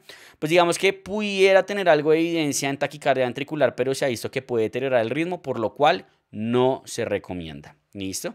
Digamos que en la guía anterior sí había alguna recomendación de que uno lo pudiera considerar en TV presenciada, etcétera. Aquí ya lo dejaron sin recomendación. ¿Listo? El percussion pacing, que básicamente es darle como el ritmo del corazón percutiendo al paciente, uno lo pudiera considerar en escenarios de asistolias o bradiarritmias presenciadas en un paciente monitorizado antes de la pérdida de la conciencia. Es decir, yo estoy, no sé, viendo un paciente en la UCI y me empieza a hacer un bloqueo y yo veo que ese paciente va a entrar en paro, puedo hacerle sobre el pecho la percusión a ver si logro que salga de esa asistolia o de esa bradiarritmia. Pero si perdió la conciencia, nada, hago algoritmo normal de ALS. ¿Listo? Cough CPR, que es decirle al paciente que tosa, básicamente uno lo puede considerar en pacientes en casos de taquiarritmias o bradiarritmias con compromiso hemodinámico presenciadas en un paciente monitorizado antes de pérdida de la conciencia. ¿Listo? Y compresión abdominal intermitente, que es que hacen RCP y ya le hacen compresión acá y luego compresión abajo, compresión en el tórax y luego compresión en el abdomen. Hasta ahora no hay una clara evidencia, no lo recomiendan ni lo desaconsejan, es decir que muy probablemente, pues si se va a implementar, que sea en el contexto de un ensayo clínico que nos ayude a responder si sirve o no y que no afecte las compresiones o la RCP de alta calidad. ¿Qué cosas sí definitivamente no tienen evidencia? Tecnología para análisis de trazado, es decir, para analizar el trazado electrocardiográfico. Digamos que lo que busca es evaluar o determinar cuál es el ritmo mientras se dan las compresiones. Eso hasta ahora no tiene efectividad. Estrategias antifibrilación ventricular o taquicardia ventricular persistentes, que se entiende como la persistencia de estas a pesar de 3 desfibrilaciones. Digamos que algo importante es que la razón por la cual estas estrategias no sirven es porque realmente, usualmente el paciente no es que haya quedado en fibrilación ventricular o en taquicardia ventricular durante esos 3 ciclos, sino que el paciente seguramente está alternando, o sea, sale y vuelve y entra, sale y vuelve y entra. Se ha descrito la estrategia de cambio de vector, que es cambiar la ubicación de las palas, o la desfibrilación doble secuencial, es decir, darle 2 desfibrilaciones. Nada de eso hasta ahora tiene evidencia. Uso de marcapasos transcutáneo de forma rutinaria tampoco tiene evidencia. Y una pregunta muy importante cuando estamos en el escenario intrahospitalario, ¿cierto? ¿Cuándo detenerse? ¿Hasta cuándo reanimamos a un paciente? Si es un paro extrahospitalario que llegó al hospital, nada, uno considera la misma regla universal de terminación que ya revisamos anteriormente. Si es un paro intrahospitalario, ¿qué puedo hacer? Digamos que el CO2 al final de la aspiración por tubo endotraqueal tiene que ser por tubo endotraqueal. Puede ser útil si después de 20 minutos de reanimación eso está por debajo de 10 milímetros de mercurio, puede ser un adjunto para yo tomar la decisión de no seguir con la reanimación. Es una decisión médica, no hay reglas claras, digamos que uno tendría que evaluar pronóstico del paciente, tiempo de reanimación, entre otras cosas. ¿Y cuál sería el resumen? Pues el resumen sería entonces este algoritmo que estamos viendo acá. Me llega un paciente que entra en paro cardiorrespiratorio. Señor, no tiene pulso, activo código, no está respirando. Bueno, no tiene, señor, activo el código, llamamos el equipo de emergencias, no tiene pulso, no está respirando, inicio RCP, ¿cierto? Y esa RCP va a ser 32, como ya habíamos mencionado. No voy a esperar 2 minutos, apenas tenga la posibilidad, le evalúo el ritmo. Y voy a ver si el ritmo es o no es desfibrilable. Si el ritmo no es desfibrilable, ¿cierto? Que en ese caso va a ser o asistolia o actividad eléctrica sin pulso. ¿Qué voy a hacer? Administrar la adrenalina apenas sea posible y voy a iniciar un ciclo de RCP de alta calidad de 2 minutos. Y voy a volver a evaluar el ritmo, ¿cierto? Si el ritmo sigue siendo no desfibrilable, voy a continuar con RCP cada 2 minutos y voy a seguir evaluando el ritmo y voy a administrar la adrenalina cada 3 a 5 minutos, es decir, cada segundo ciclo más o menos. Y ya eventualmente pues voy a ver si hay retorno de la circulación espontánea, si me voy a cuidados postparo y demás, o si eventualmente considero detener la reanimación. Si en algún punto el ritmo se vuelve desfibrilable, pues me voy a lo que vamos a explicar ahorita, que es el algoritmo de ritmo desfibrilable. Volvemos al inicio. Paciente en paro, lo reconozco, inicio RCP, le analizo el ritmo. ¿El ritmo es desfibrilable? Eso es una fibrilación ventricular o una taquicardia ventricular sin pulso. ¿Qué voy a hacer? Le voy a administrar la descarga inmediatamente o yo voy a iniciar una RCP de alta calidad de 2 minutos. Vuelvo a analizar el ritmo, ¿cierto? ¿El ritmo es desfibrilable? Sí, pues lo vuelvo a administrar y le pongo su primera dosis de adrenalina en este nuevo ciclo de RCP de 2 minutos, ¿cierto? O sea, la adrenalina va después de 2 desfibrilaciones. Vuelvo a analizar el ritmo. Sigue siendo desfibrilable, lo desfibrilo y en este caso ahora administro la amiodarona o la lidocaína. La adrenalina la voy a administrar cada 3 a 5 minutos, es decir, nuevamente cada 2 ciclos. La lidocaína y la amiodarona solo se administran 2 dosis. ¿Listo? Entonces, ¿qué haría yo? Básicamente, adrenalina, amiodarona, sigue en ritmo desfibrilable en el siguiente ciclo de adrenalina, sigue en ritmo desfibrilable en el siguiente ciclo de amiodarona y ya, de ahí en adelante no más amiodarona ni más lidocaína, sino que me quedo únicamente con, no más, amiodarona o lidocaína, sino que me quedo únicamente con la adrenalina cada 2 minutos. Y si tiene retorno de circulación espontánea, pues listo, voy a cuidados postparo. Que es súper importante, que es súper importante que durante la reanimación avanzada lo que uno tiene que pensar no solo es en hacer una reanimación de alta calidad, seguir el algoritmo y demás, sino pensar por qué ese paciente me entró en paro. Y ahí es donde entran las famosas H's y las T's. ¿Cuáles son las H's? Aquí las tenemos. Hipovolemia, hipoxia, hidrogeniones, que sería la acidemia, hipohipercalemia e hipotermia. Y en las T's, neumotórax atención, taponamiento cardíaco, toxinas, tromboembolismo pulmonar y trombosis coronaria, un síndrome coronario agudo. Hace años, 4 o 5 años que saqué la guía del 2020, dije que esta era la diferencia entre un médico y alguien que no es médico en el ALS. Me funaron bastante en los comentarios por esto y lo acepto mi error. Creo que en ese momento yo apenas me estaba graduando, ya siendo internista y habiendo hecho la residencia. Esto lo puede hacer cualquier persona entrenada en ALS. En equipos de respuesta rápida, las jefes de enfermería que están entrenadas en esto son muy cracks analizando eso. Entonces lo importante es, si usted está entrenado, piense en las H's y en las T's. O sea, no solo se quede en el algoritmo, sino que diga, venga, este paciente, ¿por qué entró en paro? ¿Será que hizo un trombo? ¿Será que tiene un TEP? Hagámosle una trombolisis intraparo, ¿cierto? ¿Será que tiene alguna toxina? Pongámosle el antídoto. Y así sucesivamente, y eso nos puede favorecer que haya un retorno de la circulación espontánea. Una vez finaliza el paro, independiente del resultado, siempre se debe hacer un debriefing. ¿Qué es el debriefing? Como hacer una retroalimentación, ¿cierto? Una retroalimentación.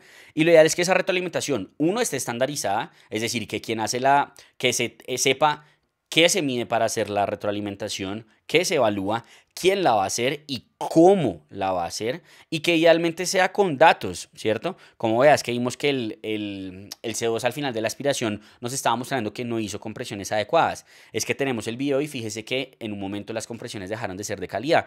Así sucesivamente, y debe ser con una, digamos, con una estrategia de comunicación asertiva y efectiva.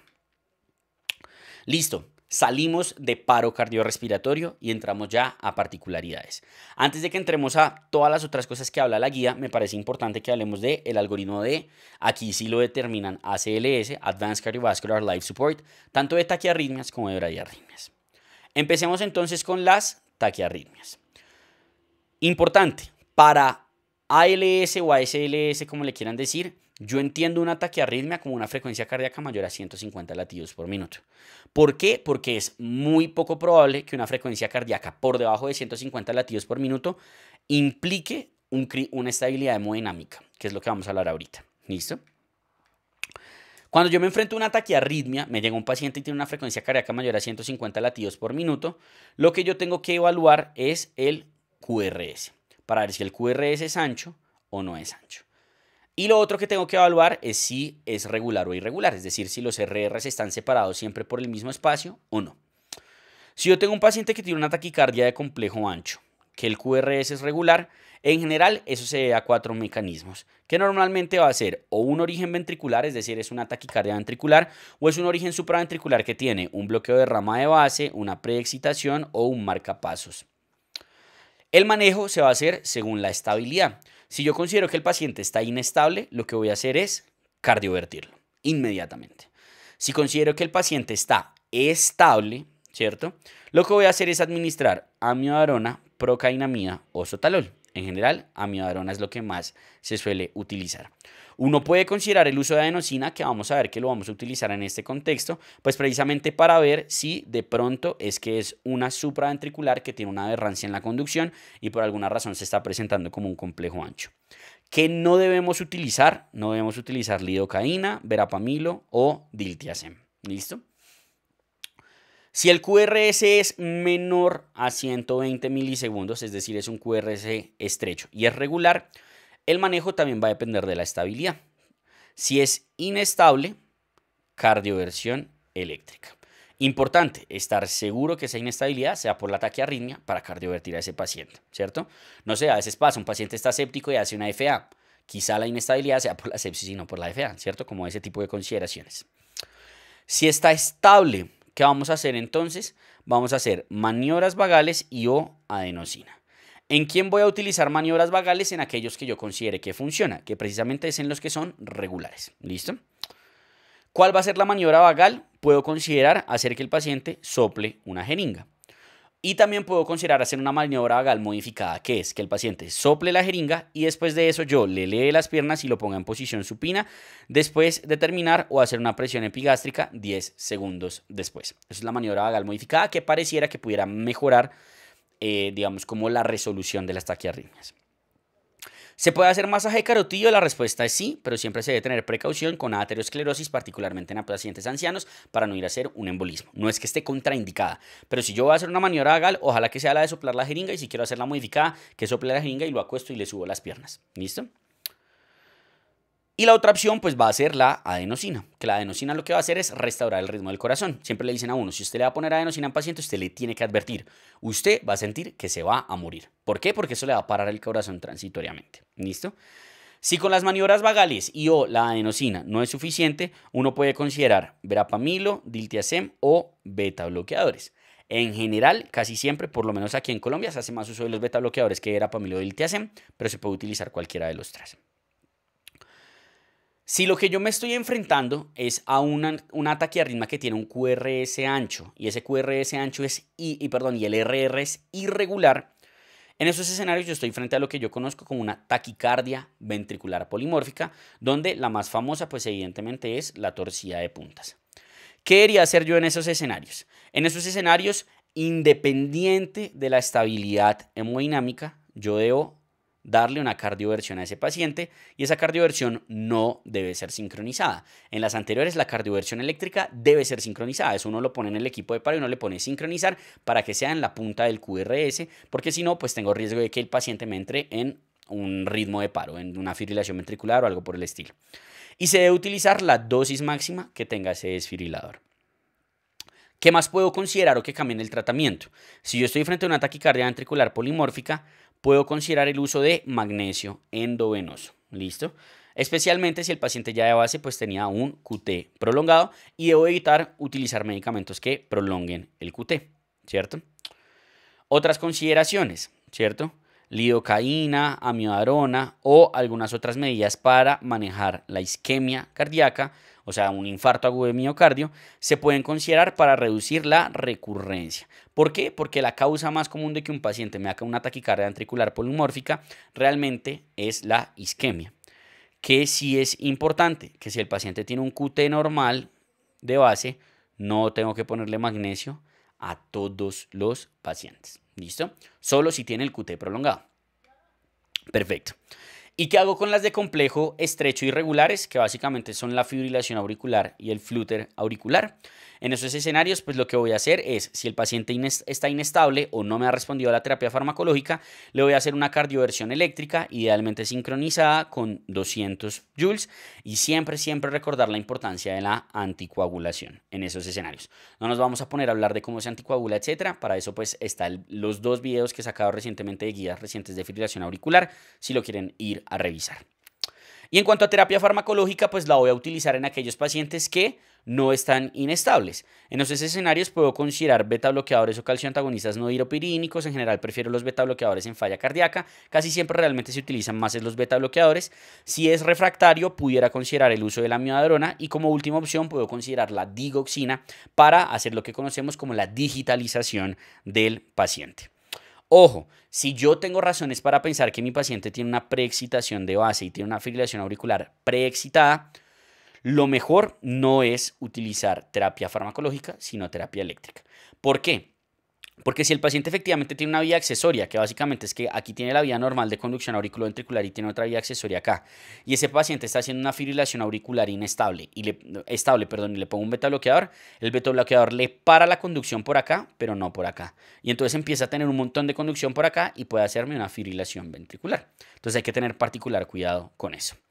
Aquí están los medicamentos entonces que yo puedo utilizar, las dosis, no nos vamos a poner a a entrar en detalles. La única que quizá creo que vale la pena mencionar porque es la que más utilizamos es metoprolol.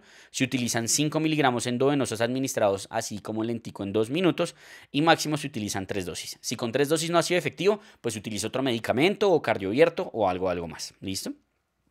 Perfecto.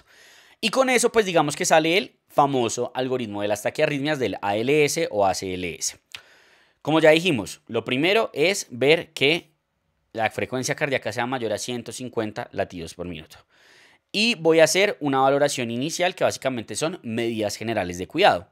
Que el paciente tenga una vía aérea permeable, oxígeno si está hipoxémico, monitorizarlo, acceso endovenoso y hacerle un electrocardiograma de 12 derivaciones. Y lo que me voy a preguntar básicamente es si el paciente está estable o si está inestable. ¿Y cómo voy a hacer eso? Con 5 preguntas. Pregunta número 1, ¿está hipotenso?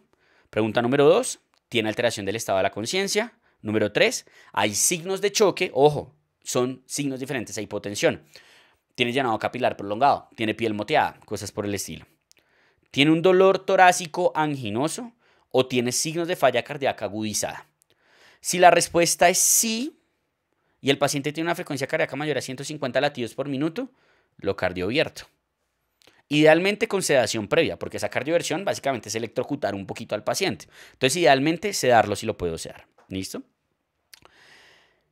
Y si es refractario, pues puedo considerar ya otras estrategias. Subirle, digamos, como la energía a la cardioversión, adicionar algún medicamento antiarrítmico, entre otras. Ahora, si el paciente no está inestable, es decir, tengo un paciente estable pero con frecuencia cardíaca mayor a 150 latidos por minuto, voy a evaluar el QRS. Si el QRS no es mayor a 120 milisegundos, es decir, es un QRS estrecho, voy a considerar maniobras vagales y adenosina si es regular. Inicio con maniobras vagales. No respondió, le pongo la adenosina. No respondió, le pongo algún otro medicamento como puede ser un beta bloqueador. Si de entrada es irregular, ¿cierto? Una FA o un flutter, ya dijimos que le pongo el beta bloqueador. Por el contrario, si el paciente tiene un QRS ancho que me hace pensar que tiene una taquicardia ventricular o una supraventricular con aberrancia, pudiera considerar la adenosina únicamente si es regular y monomórfica. Pudiera considerar la adenosina por si las moscas por si es una supraventricular. Y si no, lo que hago es una infusión de antiarrítmico. Ya dijimos que amiodarona es una de las principales opciones que utilizamos. ¿Qué dosis vamos a utilizar? Bueno, ya hay lo primero de la cardioversión que sea sincronizada. La dosis pues es debatible, antes digamos que había una dosis para cada uno, ahora pues no está como muy claro, puede ser una dosis de 120 o de 200, cardioviértalo, ¿cierto? Cardioviértalo. Si usted no sabe con qué dosis, póngale la máxima, tal cual ahí lo dice en la guía. Para la adenosina, muy importante, la adenosina se puede utilizar dos dosis. ¿Cómo voy a administrar la adenosina? Le voy a poner 6 miligramos rápidos endovenosos y luego le pongo una jeringa de solución salina también a toda. ¿Por qué? Porque la vida media de la adenosina es muy baja y yo necesito garantizar que llegue al corazón. Entonces, literalmente yo la empujo con solución salina. Entonces, por eso para administrar la adenosina yo necesito una llave de 3 vías. Una vía que vaya para el paciente, una vía por donde le ponga la adenosina y otra vía por donde le ponga la solución salina, la jeringa. Entonces, cojo, pum, le pongo la adenosina, luego me voy a la de la solución salina y le empujo la adenosina con la solución salina e idealmente le alzo el brazo, ¿listo? Para garantizar que llegue la adenosina al corazón. Si no funciona, le puedo administrar una segunda dosis con las mismas consideraciones de 12 miligramos.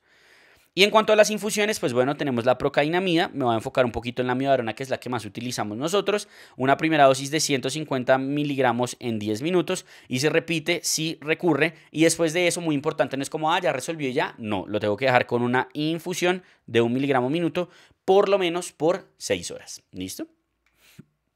Perfecto. Aquí está el algoritmo de cardioversión eléctrica, pues básicamente como ya dijimos es cuando tengo una taquiarritmia que tiene inestabilidad hemodinámica o que estando estable no ha respondido a la medicación, que es como lo que uno tendría que tener en cuenta. Muy importante cuando voy a cardiovertir un paciente, es un paciente que está en riesgo de entrarme en paro, ¿listo? Entonces ese paciente debe estar monitorizado con oxígeno, debe tener un acceso endovenoso y debe estar listo para intubar y para manejar, pues digamos como una RCP. Idealmente lo voy a sedar, para eso puedo utilizar fentanil, puedo utilizar diazepam, puedo utilizar propofol, entre otras, y le voy a dar la cardioversión eléctrica.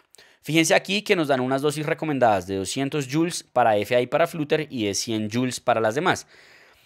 Y máxima dosis para polimórfica. Pero recuerden, ahí se puede ver es digamos, como el manual, por así decirlo, del equipo, del carrito de paro que uno tenga. Si uno no sabe, le pone la máxima, así sucesivamente. Perfecto. Vamos ahora al otro escenario, bradiarritmias. Así como para taquiarritmias el punto de corte era 150 latidos por minuto, para bradiarritmias el punto de corte es de 50 latidos por minuto. ¿Listo? Si yo tengo un paciente que está con una bradicardia asintomática, pues nada, le hago una evaluación temprana y busco cuál es la causa por la cual está teniendo. Lo que voy a hacer también es evaluar el compromiso hemodinámico y según eso voy a ver si el paciente se beneficia o no se beneficia de atropina y eventualmente si es refractario a la atropina o si la atropina de entrada yo sé que no va a servir, si requiere de un marcapasos transvenoso, un marcapasos transcutáneo o algún otro tipo de terapia médica endovenosa, ¿cierto? En esos escenarios puedo utilizar, por ejemplo, adrenalina, puedo utilizar dopamina y siempre idealmente endovenoso, si no, pues considerar obviamente la medicación intraósea. Este es el algoritmo. El algoritmo es bastante sencillo. 1. ¿Tengo una bradiarritmia con una frecuencia cardíaca menor a 50 latidos por minuto? Sí. ¿Qué debería hacer ahí? Pues yo creo que falta aquí antes, pero creo que es importante. Medidas generales, oxígeno si lo necesita, valorar al paciente. Y lo que yo me voy a preguntar es lo mismo. ¿El paciente está estable o está inestable? ¿Cómo? Exactamente con las mismas 5 preguntas que ya explicamos en taquiarritmias. Si el paciente no está inestable, es un paciente que está completamente estable, nada, le busco la causa, todos tranquilos, lo monitorizamos. Ahora, es un paciente que sí está inestable, muy importante, idealmente debería tener un electrocardiograma de 12 derivaciones para analizar el ritmo y demás, pues en esos escenarios lo que voy a hacer es monitorizarlo, acceso endovenoso, etcétera, y voy a evaluar qué bradiarritmia tiene mi paciente, ¿listo? ¿Por qué? Porque aquí de entrada me dicen, si está inestable, póngale atropina, y si la atropina no es suficiente, póngale dopamina, epinefrina y considere un marcapasos transvenoso o marcapasos transcutáneo según la disponibilidad que usted tenga. Aquí hay una consideración muy importante que está escrita en la guía, muy por encima creo yo para mi gusto, y es que la atropina no le sirve a todo el mundo. Yo voy a utilizar la atropina si considero que va a servir. En general, las bradiarritmias que llegan a ser así de sintomáticas se deben a bloqueos auriculoventriculares. Y los bloqueos auriculoventriculares se dividen en aquellos de bajo grado y en aquellos de alto grado. En los de bajo grado tengo el MOVITS 1 y tengo el de primer grado, ¿cierto? Y en los de alto grado tengo el MOVITS 2 y tengo el de tercer grado. Si yo tengo un bloqueo de alto grado, a ese paciente no le va a servir la atropina. Entonces no gastemos una ampolla de atropina en ese paciente. Si es un bloqueo de bajo grado, sí le va a servir la atropina y consideremos utilizarla. ¿Listo? Si utilizo la atropina, pues digamos que voy a poner una dosis de 1 miligramo en bolo, la repito cada 3 a 5 minutos con un máximo de 3 miligramos, o sea, máximo 3 dosis, y si no es efectiva, pues paso a lo siguiente, o si de entrada yo sé que no le va a servir la atropina, pues nada, puedo considerar el marcapasos transcutáneo, la infusión de dopamina, la infusión de adrenalina, ahí están las dosis, y si tengo la experticia, pues le pongo un marcapasos transvenoso a ese paciente. Perfecto. Digamos que con eso salimos como creo yo de lo más importante de esta guía. Vamos a pasar a los casos especiales y ya como las cositas adicionales que dice la guía. Entonces, casos especiales, no los puse exactamente en el orden en el que están en la guía, sino en los que yo creo que son más importantes y por eso primero puse las H's y las T's de los paros. Si yo tengo un paciente que tiene hipercalemia y que considero que esa fue la razón por la cual entró en paro, hay un posible beneficio de ponerle calcio endovenoso, de ponerle bicarbonato de sodio endovenoso y solución polarizante. Que si no se recomienda utilizar beta-agonistas endovenosos ya que la adrenalina ejerce ese efecto. ¿Listo? Ahora, si yo tengo un paciente que está en hipotermia y me entró en paro por la hipotermia, algo importante es que este es el escenario en donde no voy a tener esa regla de los 20 minutos considere parar. ¿Sí? ¿Por qué? Porque yo tengo que reanimar a estos pacientes hasta que logren recalentamiento. Porque son pacientes que pueden tener un buen pronóstico neurológico independiente del tiempo de duración. Porque, pues digamos que la hipotermia hace una disminución en la tasa metabólica basal y son pacientes que no tienen tanto daño neurológico. Obviamente, voy a evitar en pacientes que tengan una lesión letal obvia o que estén francamente congelados, ¿cierto? Francamente congelados, o sea, no hipotermia, sino un paciente que ya está tieso. Pues ahí no creo que habría beneficio de reanimarlo, muy probablemente, ¿cierto? Si es difícil, digamos, como lograrlo, pues lo que uno puede hacer es hacer RCP de forma intermitente hasta lograr la extracción del sitio en donde esté, digamos, como el paciente y la razón por la cual tenga la hipotermia. Además de la RCP, yo a ese paciente tengo que recalentarlo. ¿Cómo lo voy a recalentar? Lo voy a recalentar a una tasa de 1,5 a 5 grados por hora hasta que logre una temperatura mayor a 30 grados. Después de 30 grados, yo ya no considero que ese paciente esté hipotérmico. Puedo considerar el ECMO usando scores pronósticos como el HOPE o el ICE y considerar traslado si es menor a 6 horas para iniciarlo. En general, voy a diferir la desfibrilación y el uso de la adrenalina hasta que el paciente tenga una temperatura mayor a 30 grados centígrados. Y puedo considerar 1 a 3 desfibrilaciones máximo por debajo de los 30 grados. ¿Listo? Si el paciente tiene un TEP, si uno tiene un paciente que tiene un TEP confirmado y uno sabe que ese es el precipitante del paro cardiorrespiratorio, uno puede fibrinolizarlo, hacerle embolectomía o hacerle embolectomía percutánea como opción de tratamiento. ¿Listo? ¿Se puede utilizar soporte extracorpóreo? La respuesta es sí. Y también, incluso si uno no tiene el TEP confirmado, pero lo sospecha, le puede hacer la trombolisis intraparo. ¿Listo? ¿Cuánto tiempo puede durar la RCP? No es claro. La evidencia de esta trombolisis pues realmente no es la mejor, pero pues uno lo puede utilizar. ¿Listo? Y pues digamos que se habla de que puede ser hasta 60 a 90 minutos después de la trombolisis para evaluar si el paciente logra salir del paro.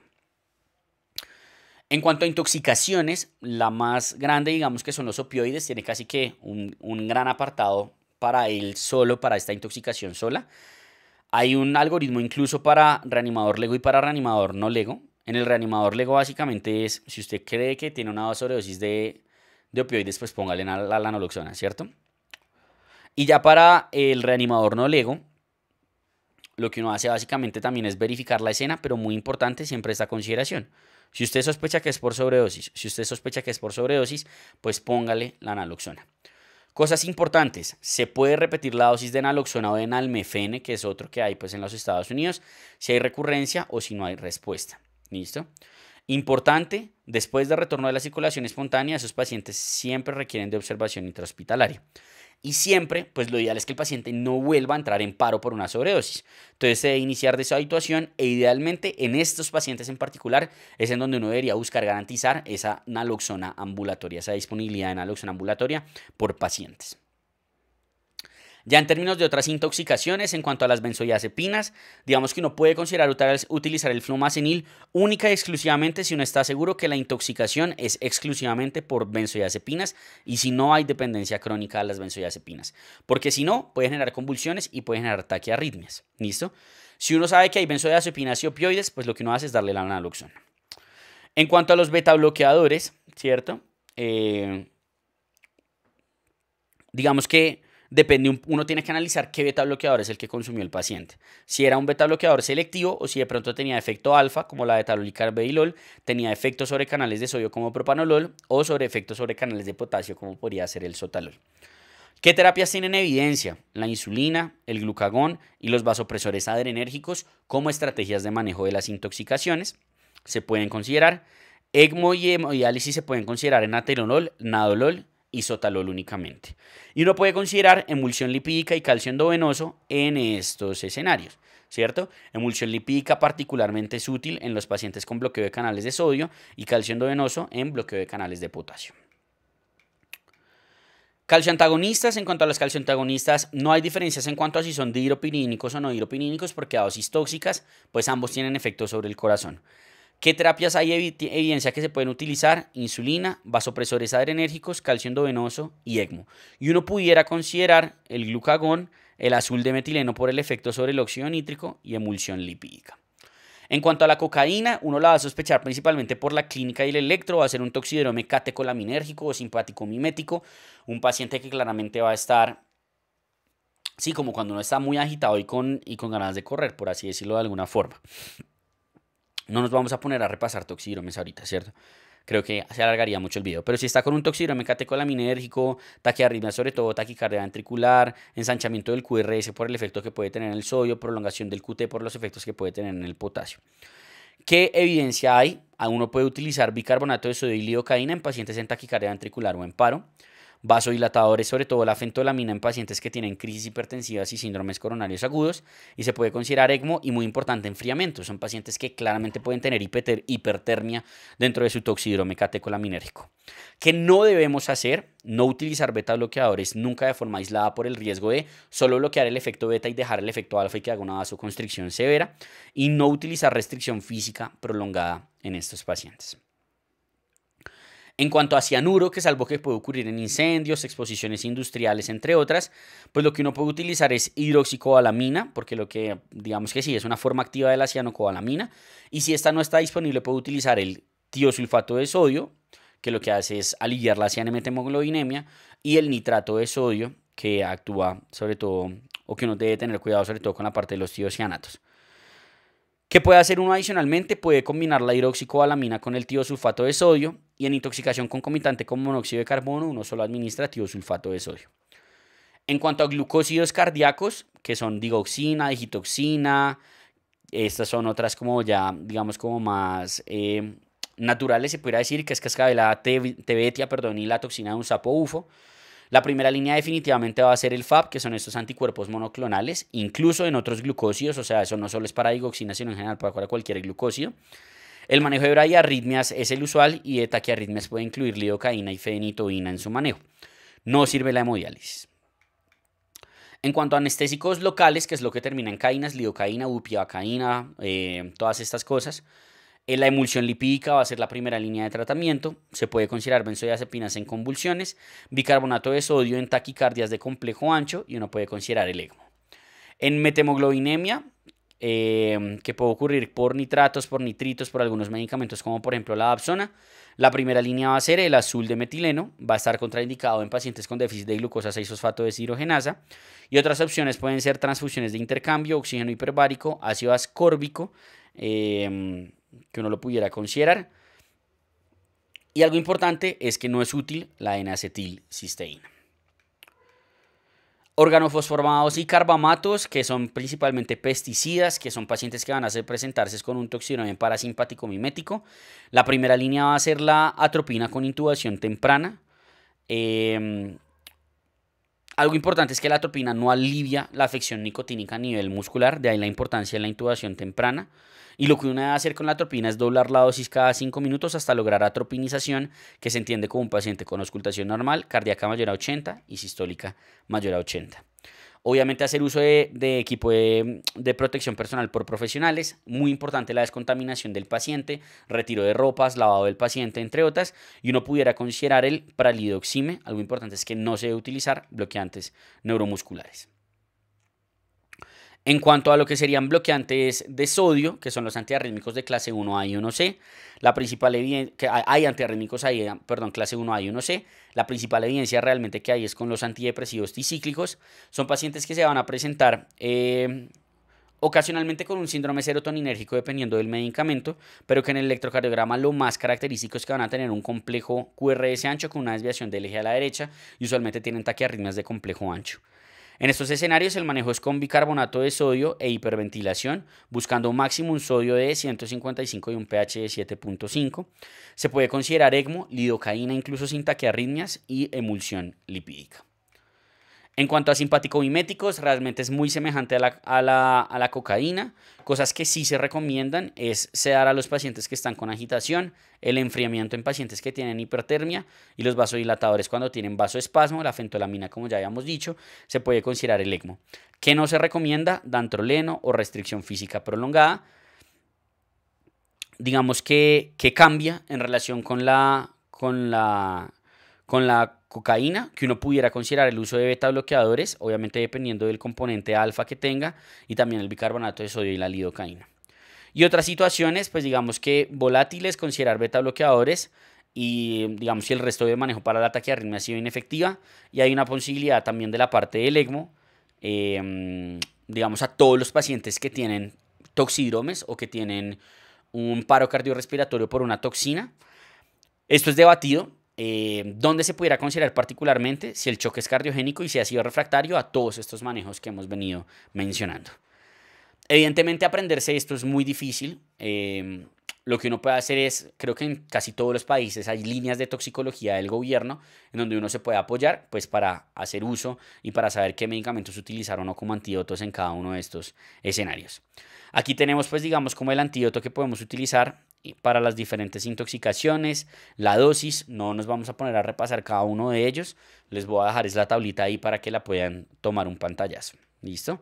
Esta es otra tablita igualmente, la pueden tomar ahí para el pantallazo. Perfecto. Ahora, saliendo de las intoxicaciones, ya vamos a hablar de las otras condiciones particulares que habla la guía. Embarazo. Lo primero, un paro en una paciente embarazada debe ser manejado por un equipo multidisciplinario. No es algo muy frecuente, pero pues definitivamente viene en aumento. Las mujeres están excluidas de todos los estudios. Normalmente lo que uno hace es extrapolar la evidencia. Uno debe estar muy atento a la posibilidad de que la materna no vaya a salir del paro, ¿cierto? Y en esos escenarios, pues uno debe estar muy predispuesto a hacer un parto de resucitación, ¿cierto? Un resuscitation delivery, desembarazar a la paciente, ¿cierto? Eso debe hacer a los 4 minutos y se debe terminar a los 5 minutos del paro. Cuando uno considera esto, cuando el paciente tiene por lo menos una altura uterina hasta el ombligo o más, algo importante es que no es una prioridad monitorizar al bebé durante el paro, ¿listo? ¿Por qué? Porque el objetivo es el pronóstico de la madre, ¿listo? Y el delivery, el resuscitation delivery, o sea, el desembarazo, la cesárea de urgencia, etcétera, se hace en el sitio del paro, si es intrahospitalario. No hay que llevar a la paciente a salas ni nada por el estilo. Se hace en el sitio en donde haya ocurrido el paro. Muy importante, la ventilación es una prioridad y siempre, absolutamente siempre, se debe hacer desviación uterina, ¿cierto? Recordemos que el crecimiento uterino puede generar un compromiso o una compresión sobre la vena cava inferior y esa compresión sobre la vena cava inferior puede comprometer el retorno venoso. Entonces siempre desviación uterina hacia la izquierda. Idealmente hay que canalizar a la paciente en un vaso supradiafragmático y uno pudiera considerar el riesgo de ECMO teniendo en mente que aumenta el riesgo hemorrágico y trombótico. ¿Listo? Sin embargo, pues estos riesgos evidentes son menores que el beneficio. Si la paciente estaba con sulfato de magnesio para manejo de eclampsia, preeclampsia, lo que quieran, pues uno le pone calcio endovenoso sí o sí ante la posibilidad de una sobredosis. En cuanto a la maniobra de desviación uterina, pues esto lo que uno debería hacer puede ser con 2 manos o con una mano. Lo importante es desviarla hacia la izquierda. ¿Listo? Una posibilidad que uno debe tener en mente con las pacientes embarazadas o realmente en el periparto es el embolismo del líquido amniótico. ¿Cuándo se debería sospechar? Cuando el paciente tenga un deterioro hemodinámico respiratorio súbito y sobre todo se presentan con coagulación intravascular diseminada, ¿cierto? En esos escenarios, ¿qué se debe hacer? Se debe establecer un protocolo de transfusión masiva, se debe utilizar ácido tranexámico, ¿cierto? Y se puede considerar incluso el ECMO o el uso de vasodilatadores pulmonares inhalados. En ausencia de bradicardia, pues no se recomienda hacer uso de la atropina. ¿Listo? ¿Por qué? Porque la vasodilatación pulmonar y la taquicardia pueden ser deleterios. Este es el algoritmo que tenemos entonces para un paro de una mujer embarazada. Se inician las maniobras sea de BLS o de ACLS, garantizando una RCP de alta calidad, garantizando que haya una maniobra de desviación uterina y se utiliza el desfibrilador apenas se tenga disponible, ¿cierto? Y uno activa el equipo, Siempre se debe preparar como todo lo necesario para como para desembarazar a la paciente de urgencia, ¿cierto? Y se pues debe hacer todo lo posible para optimizar la reanimación en el embarazo. Lo que habíamos dicho, vía aérea, el manejo endovenoso que sea por encima del diafragma, el calcio si estaba recibiendo magnesio endovenoso, si sospecha embolismo del líquido amniótico, la transfusión masiva. ¿Qué es lo más importante de esto? Si a los 5 minutos no hay retorno de la circulación espontánea, ya se debe haber desembarazado a la paciente. O sea, uno espera 4 minutos, a los 4 minutos no, incisión. Y en 1 minuto tiene que hacerse esa cesárea. ¿Listo? Es súper importante porque en lo que más hace énfasis la guía realmente es que aquí es en donde más se falla. Se espera más de lo que debería, se espera más a ver si la paciente de pronto va a salir del paro o cosas por el estilo. No, ¿listo? Que es como lo que uno tendría que tener en cuenta. Y me llama la atención, o creo que vale la pena resaltar esto. Las etiologías del paro en la mujer embarazada ya no quedan como las H y las T, sino que la dejan como A, B, C, D, E, F, G, H. ¿Cierto? Que es como lo que uno tendría que tener en consideración. Complicaciones anestésicas, sangrados, afecciones cardiovasculares, medicamentos, embolismo, fiebre, H y T o complicaciones hipertensivas del embarazo. Otros casos especiales entonces, pacientes con anafilaxia, siempre considerar una administración prudente de líquidos endovenosos, considerar ECMO, se puede considerar el uso de antídotos, la respuesta es sí, por ejemplo, glucagón si se sospecha uso endovenoso, Sugamadex en el rocuronio. Epinefrina intramuscular realmente no tiene muy clara evidencia y los estudios son con dosis muy elevadas, entonces si está en paro, pues póngale la epinefrina intravenosa, no hay que ponérsela intramuscular. En cuanto al asma, pues muy importante un adecuado manejo de la ventilación, una frecuencia respiratoria elevada, bajo volumen tidal, tiempo de expiración prolongado y siempre tener en mente que ante una dificultad súbita para ventilar al paciente se debe sospechar un neumotórax a tensión. El ECMO tiene evidencia de beneficio en casos refractarios y uno pudiera considerar anestésicos volátiles o maniobras de exhalación activa como desconectar el ventilador y comprimir el tórax en un paciente que uno sospeche que está haciendo una hiperinsuflación. En cuanto a la electrocución, si el paciente llega a tener un paro por electrocución, realmente no hay cambios en cuanto al manejo. Lo ponen como situación especial, pero las recomendaciones es haga lo que explicamos en ALS y BLS. En cuanto a un paro que ocurre en un laboratorio de hemodinamia en un paciente que le están haciendo un cateterismo, básicamente lo que uno debe hacer es considerar compresiones mecánicas. ¿Por qué? Porque si uno hace compresiones mecánicas permite que se puedan hacer otras maniobras. Por ejemplo, la PCI, si el paciente estaba ahí ya en PCI se le iba a destapar el vaso culpable de un infarto agudo de miocardio. O por ejemplo, pericardiocentesis si estamos sospechando que el paciente hizo un taponamiento cardíaco secundario a una complicación del cateterismo. Se puede considerar ECMO y en estos escenarios se puede considerar administración de adrenalina intracoronaria. O sea, por el mismo catéter por donde le están haciendo, pin por ahí y llega la adrenalina directo a las coronarias. En cuanto a cirugía cardíaca, un paciente que después de una cirugía cardíaca hace un paro cardiorrespiratorio, pues se puede considerar la reesternotomía para un masaje intracardíaco, o sea, volver a abrir para hacer un masaje intracardíaco. ¿Hasta cuándo? Hasta los primeros 9 días del posoperatorio y siempre y cuando esto vaya a ser rápido. ¿Por qué esto? Porque pues esto tiene un riesgo claramente de trauma cardíaco si yo hago compresiones en un paciente que le acaban de abrir el esternón. Pero si la reesternotomía se va a demorar, el equipo no llega, compresiones. Asumo el riesgo y compresiones. Si el paciente tiene una fibrilación ventricular presenciada y estamos en un posoperatorio de una cirugía cardíaca, en este escenario yo sí puedo considerar hacer 3 desfibrilaciones en un minuto y si no es efectivo administrar RCP.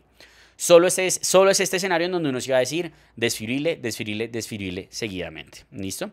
Y si tiene asistolia o bradicardia presenciada, pues lo que uno puede hacer, casi todos esos pacientes les dejan marcapasos o le dejan electrodos epicárdicos. Entonces uno puede considerar iniciarle el marcapasos por ahí a ver si sale el paro.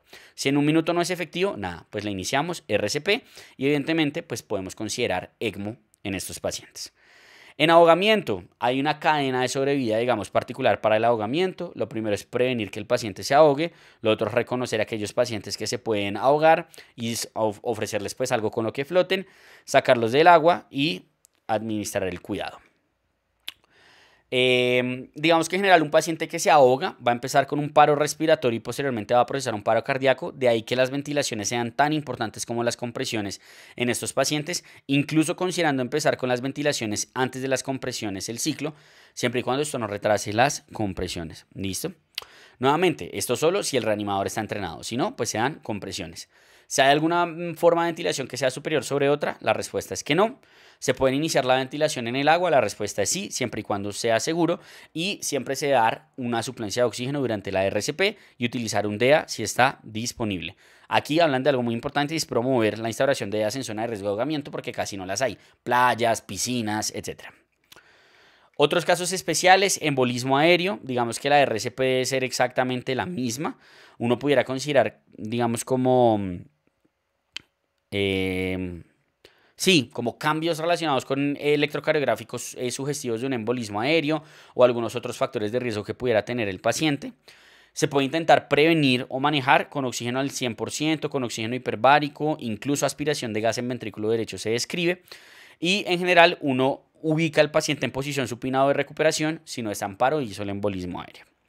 En cuanto a hipertermia, lo que uno hace es un enfriamiento al mismo tiempo que las maniobras de reanimación. No es útil en general utilizar dantroleno en estos escenarios. ¿Cómo se hace el enfriamiento? El enfriamiento se va a hacer idealmente con inmersión en agua con hielo. Obviamente esto solo es si el paciente no está en paro, ¿cierto? Si está en paro, pues toca utilizar otras estrategias. ¿Qué otras opciones hay? Inmersión en agua fría o el TARP Assisted, que básicamente es que los cubren con una lona empapada con agua con hielo y la frotan en el paciente. ¿Qué es lo que se busca? Enfriar más o menos a 0,15 grados por minuto y se debe tener cuando llegue a 38,6 grados. En cuanto a patógenos respiratorios, pues básicamente es garantizar siempre el uso de los equipos de protección, ¿cierto? El material de protección personal, minimizar la cantidad de personas que sean necesarias para la asistencia del paro, considerar el uso de tecnología en RCP con dispositivos de asistencia y, muy importante, considerar intubación temprana con videolaringoscopia y con otras técnicas que permitan evitar que haya aerosolización de estos potenciales patógenos respiratorios. Muy importante, obviamente muy importante ponerse los equipos de protección personal, pero pues tratar de minimizar en la mayor medida de lo posible la RCP por la colocación de los mismos, ¿listo? Porque pues claramente hay un posible impacto negativo de esto.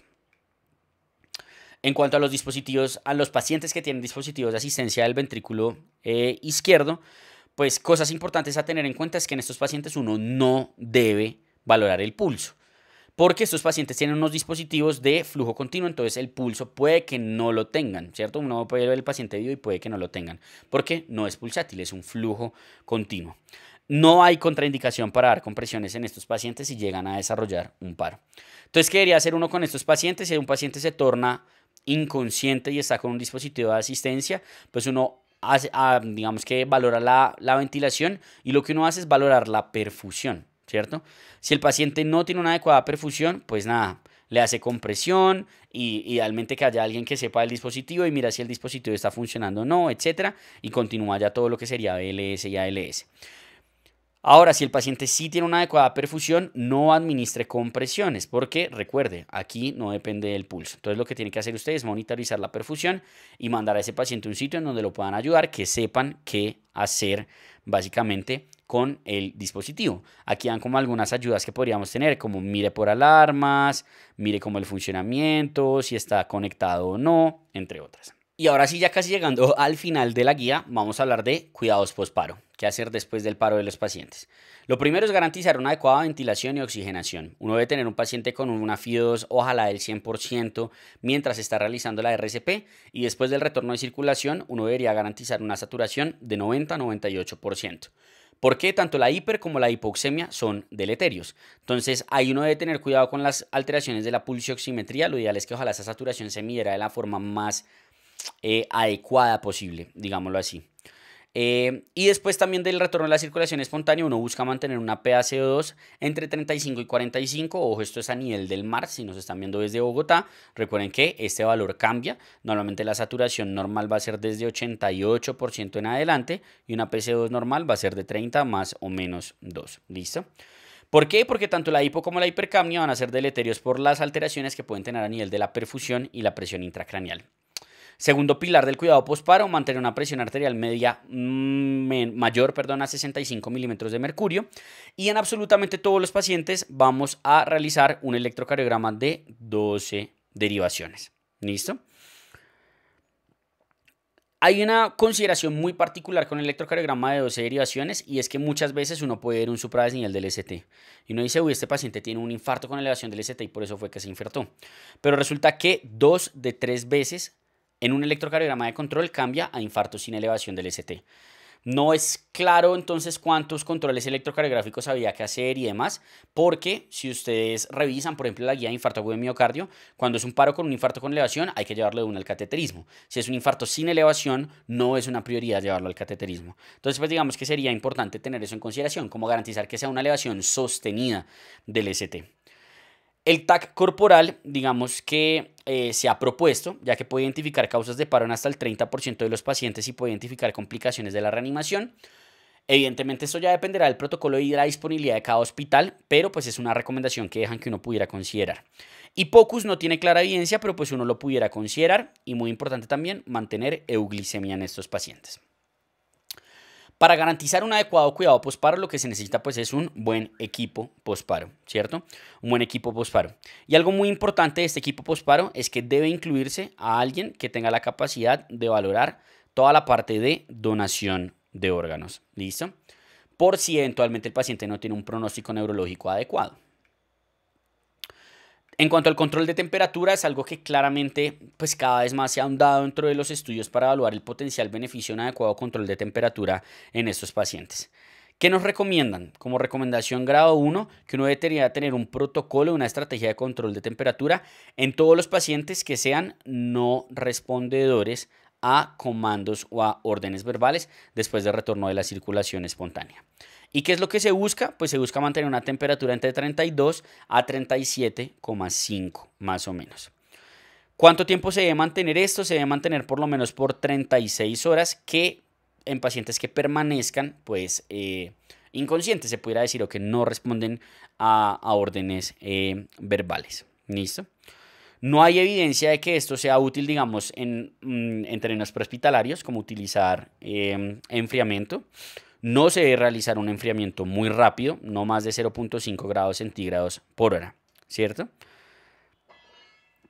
Y digamos que no hay tampoco evidencia que dependiendo de la severidad uno pueda hacer o no algo adicional en términos de control de temperatura para mejorar el pronóstico de los pacientes.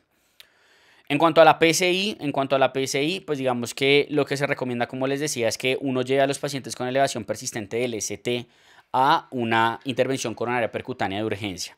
La duda, como mencionábamos ahorita, es qué quiere decir persistente, ¿cierto? Es como lo que uno debería tener en consideración. Si un paciente, digamos que sobrevivió a un paro cardíaco y se sospechó que sea de etiología cardíaca, pues uno debería considerar la arteriografía antes de el egreso del paciente. No de forma urgente como lo es en el infarto con elevación del ST, pero sí de forma urgente. Y dice que uno pudiera considerarlo en algunos pacientes de forma selectiva que no tengan una elevación del segmento ST. Por ejemplo, cuando tienen un cheque cardiogénico, arritmias ventriculares recurrentes o que tienen una evidencia de isquemia miocárdica. De resto, en general, fíjense que no hay un beneficio en consideración de hacer esto. ¿Por qué? Porque hay una posible mayor mortalidad en estos pacientes. Y si llegan a ser llevados a arteriografía, algo importante también es que por lo menos por esta guía no dan una recomendación de hacer una revascularización completa. Es decir, solo se revasculariza el vaso culpable. ¿Qué cosas tienen evidencia incierta? El vasopresor a utilizar en caso de requerirse, o sea, si el paciente sale del paro y queda en choque, ¿qué vasopresor utilizar? Antibióticos profilácticos tampoco tienen evidencia clara de si deberían o no utilizarse. Sustancias neuroprotectoras como magnesio, nimodipino, gases inhalados, ubiquinol, tiamina tampoco tienen evidencia, igual que los esteroides, neuromonitoreo invasivo o un soporte circulatorio en choque cardiogénico. Digamos que un componente muy importante del cuidado posparo es el componente neurológico, ¿cierto? Ya hablamos del control de temperatura, pero ¿qué hacer con la parte del pronóstico neurológico y las posibles alteraciones neurológicas que puede tener un paciente posparo? Si un paciente tiene convulsiones, actividad epileptiforme y o mioclonías, lo que uno tiene que hacer básicamente es que a todo paciente que no responda le debe tomar un electrocardiograma pues para evaluar esto y poder clasificarlo mejor. Y uno puede considerar incluso repetirlo o hacerlo continuo dependiendo de la respuesta del paciente. ¿Cuál es el tratamiento? Pues digamos como de estas condiciones no es muy claro y no es de rutina. Se debe hacer únicamente cuando haya evidencia clínica o en el electroencefalograma como tal de convulsiones. Y uno lo puede considerar en pacientes con un electroencefalograma de patrón ictal-interictal. Eso pues lo definen los neurólogos, ¿cierto? Pero no todas las mioclonías son indicaciones entonces de iniciar un tratamiento como tal, digamos como anticomicial. Entonces es importante tenerlo en cuenta. Siempre tener en cuenta el electroencefalograma para esos escenarios y pues obviamente apoyarse en el equipo de neurología. Y se usa exactamente el mismo manejo que en pacientes que no han tenido un paro. Como les decía, pues esto va acompañado de una determinación de un pronóstico neurológico que es muy importante tenerlo en consideración. Si el paciente se mantiene comatoso después de un paro cardíaco, lo que se debe hacer es un equipo multimodal para establecer precisamente ese neuropronóstico. Es muy importante tenerlo en cuenta. Algo importante tener en cuenta es que ese pronóstico neurológico, digamos que las valoraciones se deben hacer una vez uno esté seguro de que ya no haya un factor confusor, como puede ser, por ejemplo, un medicamento que siga con un efecto persistente, como que esto es lo que uno debería tener como en mente en esos escenarios, ¿listo? Es muy importante que pues todo esto sea temprano, sea regular, sea transparente, que sea como muy protocolizado, como siempre hemos hablado en general, al igual que todo lo que tiene que ver con los cuidados posparo. Y en general lo que recomiendan es que uno consolide como tal ese pronóstico neurológico por lo menos a las 72 horas de que un paciente ya no tenga medicamentos y esté en normotermia. ¿Cómo se puede hacer eso? Pues para eso tenemos pues digamos como ayudas diagnósticas imagenológicas, neurofisiológicas, del examen físico e incluso de biomarcadores que se pueden utilizar en el momento de retorno de circulación espontánea a las 24 horas, 48 horas, 72 horas y más allá de las 72 horas. Y fíjense cómo lo que les decía, después de las 72 horas es que analizamos, por ejemplo, estos reflejos primitivos y demás que nos permitirían establecer propiamente pues ese neuropronóstico multimodal. Aquí nos hablan entonces de cuáles son como estas características de los biomarcadores y demás, y digamos como cuáles son los que nos recomiendan, lo que nos caracterizaría un pronóstico desfavorable o favorable. No voy a ahondar en eso porque esto lo debe hacer pues un experto, ¿listo? Eso no lo debe hacer uno como médico general o como médico internista, eso lo debe hacer un experto porque estamos definiendo el pronóstico de un paciente en paro neurológico y que probablemente pudiera ser candidato a donación de órganos. Entonces es muy importante tener eso en consideración. Y precisamente hablando de eso, pues la donación de órganos es muy importante. Se debe considerar absolutamente todos los pacientes que tengan criterios de muerte neurológica o de muerte cerebral después, digamos, como de un paro cardiorrespiratorio, que es como lo que uno tendría que tener en mente. De igual manera, pues uno debe mantener entonces como todas estas terapias que mantienen la vida hasta que se haga precisamente toda esta consideración y esta valoración de la donación de órganos. Esto debe ir acompañado de una parte legal y regulatoria muy importante que está establecida, pues digamos como en cada país y que se adopta dentro de cada hospital, que es como lo que uno tuviera que tener en consideración. Uno incluso puede considerar mantener a los pacientes en vida con ECMO mientras hacen la donación de los órganos, que es como lo más importante a tener en consideración. Ya en cuanto a lo que sería la recuperación de los pacientes, pues digamos que lo mismo, lo ideal es que sea protocolizado, que sea estructurado, que sea por un equipo multidisciplinario y tener en mente que no solo es la parte física, sino también como la parte emocional que uno debería tener en mente en esos pacientes. Debe tener un manejo cognitivo, físico, neurológico, cardiopulmonar, para garantizar que haya una adecuada recuperación de estos pacientes. Debe haber digamos, como toda una parte de rehabilitación, tanto, digamos, como funcional y cognitiva, buscando que el paciente cumpla esas expectativas y se tengan unas expectativas claras como de la recuperación funcional que eventualmente puede tener esos pacientes. Y aquí tenemos pues el algoritmo de los cuidados posparo. Si yo logro que el paciente tenga retorno de la circulación, voy a manejar la vía aérea. ¿Necesita intubación sí o no? Voy a garantizar una adecuada oxigenación en esos pacientes, saturación de 90 a 98%, PaC2 de 35 a 45 milímetros de mercurio y una presión arterial media de más de 65 milímetros de mercurio, ¿cierto? Después de eso voy a hacer unos diagnósticos tempranos con un electrocardiograma de dosis de derivaciones y voy a considerar el TAC corporal y según eso voy a tratar las complicaciones y las etiologías del paro que yo identifique. En esos escenarios pues voy a ver si mi paciente está o no está bien neurológicamente. Si mi paciente está bien neurológicamente, sigue digamos como órdenes, pues nada, sigo con todo el cuidado y hago la arteriografía si la necesita. Si no, pues lo que voy a hacer es una estrategia de control de temperatura, un electroencefalograma, voy a evaluar si necesita o no la arteriografía coronaria y después de un tiempo prudente voy a evaluar ese pronóstico neurológico y ya posterior a eso pues voy a determinar si el paciente está o no está en muerte cerebral, etcétera, etcétera, casi es candidato no a donación de órganos, entre otras. Y ahora sí, terminando entonces, recomendaciones adicionales que nos dan en términos de la educación que se promueve de todas estas estrategias de reanimación. Lo primero es que es vital para la cadena de supervivencia garantizar educación en personal de salud y en reanimadores LEGO. Siempre utilizar nuevas tecnologías siempre y cuando sea en un programa estandarizado, ¿cierto? Incluir a poblaciones de poco acceso, incluyendo en colegios y lo ideal es que desde niños nosotros supiéramos hacer una reanimación cardiopulmonar. Incluir material audiovisual, la gamificación para el aprendizaje y para el feedback. Algo importante es que que la parte virtual nunca va a reemplazar digamos, como el entrenamiento en persona. Adquirir las skills, hacer una muy buena compresión en un maniquí va a ser de gran importancia en esos escenarios para cuando yo me enfrente a la vida real a la necesidad de hacer compresiones. Adecuado entrenamiento a los instructores, no solo en hacer bien la reanimación, sino en docencia y en debriefing, como ya habíamos hablado. Y algo muy importante es que los reanimadores LEGO no solo estén entrenados, sino que estén dispuestos a actuar. Entonces se deben implementar estrategias en la educación en donde los reanimadores LEGO, si ven a alguien inconsciente, no se hagan los locos, como diría uno coloquialmente, porque a todos nos da miedo atender a alguien en la calle, creo yo. Más si pues uno no es personal de salud, pero que uno realmente actúe si llega a ser necesario. Y muy importante, exponer a todas las personas a ALS y a BLS, ¿cierto? O sea, que los expertos no solo sepan del cuidado en el hospital, que también nosotros como personal de salud sepamos qué hacer con un paciente en la calle que nos entra en paro. ¿Listo? Y finalmente, ética en reanimación, pues siempre en este tipo de decisiones neuropronósticas, de donación de órganos, determinación de RCP, pues siempre tener en cuenta esto, los principios de beneficencia, no maleficencia, equidad, autonomía, justicia, dignidad, otros aspectos éticos, tener protocolos, tener equipos de cuidado avanzado y siempre hacer una toma de decisiones en conjunto para poder hacer la mejor decisión en términos éticos, tanto para el personal de salud como para el paciente.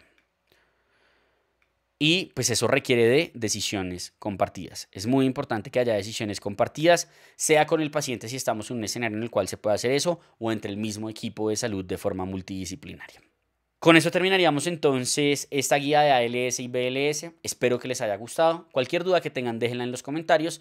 Trataré de responderla lo más pronto posible. Y si quieren seguir aprendiendo con nosotros, lo pueden hacer con el video que está en sus pantallas.